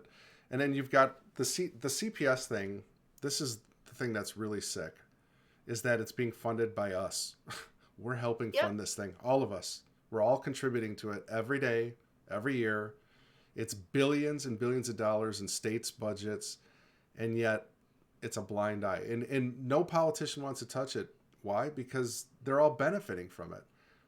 You know, some of them I'm sure are naive to it. Some of them don't know what's going on. But there's quite a few that know what's going on. And this is on both sides. I mean, I'm not, you know, I'm not a Democrat, that's for sure. But I will tell you, it's happening on both sides. And we've reached out to, there's several politicians that they just don't want to help. And there's tons of families that have been hurt by this. I'll definitely speak to Democrat if they're willing to help me. I don't care what if you're Republican or Democrat, if you're willing to help. If you're willing to save a family, we'll talk to you. Yeah, it's sick. All right, Zach, as always, we appreciate you coming on tonight.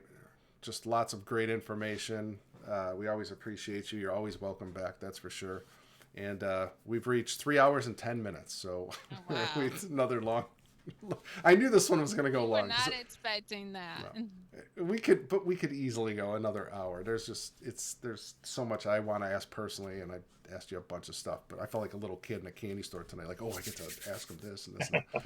So I really appreciate you, and I know you're like I said, you're always welcome back, guys. You can go visit the website. I'm sorry, the YouTube channel, Zachary King. And how you said you're doing 20 shows a month, Zach? Is that what it was? Yeah, we release one a day, Monday through Friday. So we're releasing about 20 a month. Excellent. And you can also go follow him on Facebook. I try and keep these recorded. Like right now, I have 100 of them that are set up for January through May. Okay. And then I'll try and record another 140 between now and the end of May so I can be covered for the rest of the year. Gotcha.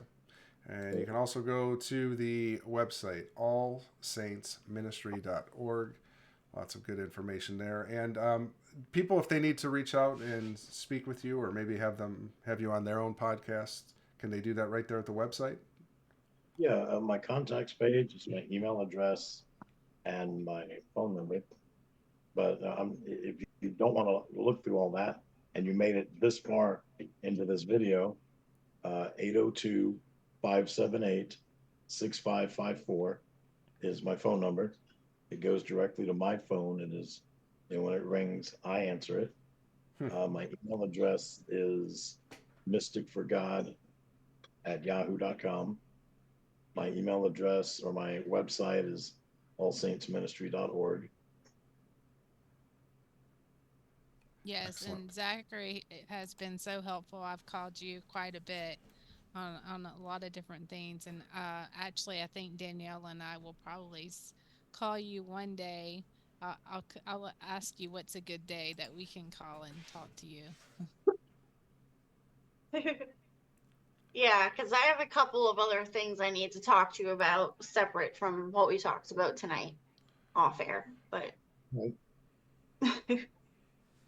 Well, we have to plan it out because I do interviews a lot, and I also do phone calls on a lot of days. Mm-hmm. I'll email you.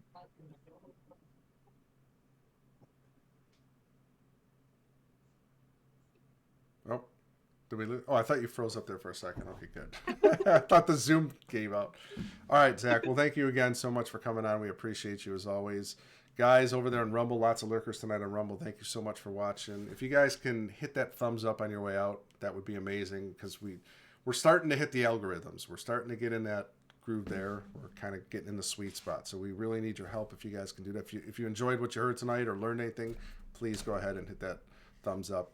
If you are so inclined to subscribe, we would also appreciate that too. But we're just asking for a thumbs up right now. So if you can do that, that would be great. Also, of course, on the Foxhole, all our friends here on the Foxhole, we love you guys. Thank you so much. Foxhole family is always awesome. Lots of great stuff in there tonight. Everybody enjoyed what you were saying, Zach. They got a lot of good information out of it, and hopefully they can take it and use it in whatever their callings are and giftings that God's given them. Use that as good information in this spiritual warfare that we are all involved in. And it is very apparent in the times we are living that it is absolutely necessary that you understand what we're engaging in that unseen realm. So I look forward to having you back, Zach. Have a great night, everybody. God bless. Take care. We will be back Saturday night, me and Megan, for Re-Examine with Megan Walsh. That'll be at 11 p.m. We're going to go over the quite a bit of stuff. The Bush family and their involvement in a lot of this stuff that happened with her father, John Walsh.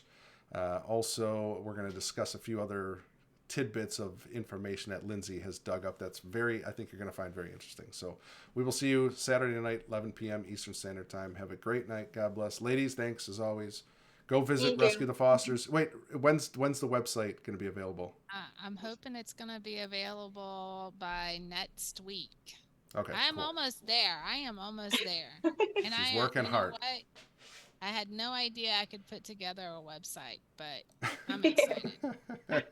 It does. It looks great. I've seen it. Looks excellent. Okay. Have a great night, everybody. Take care.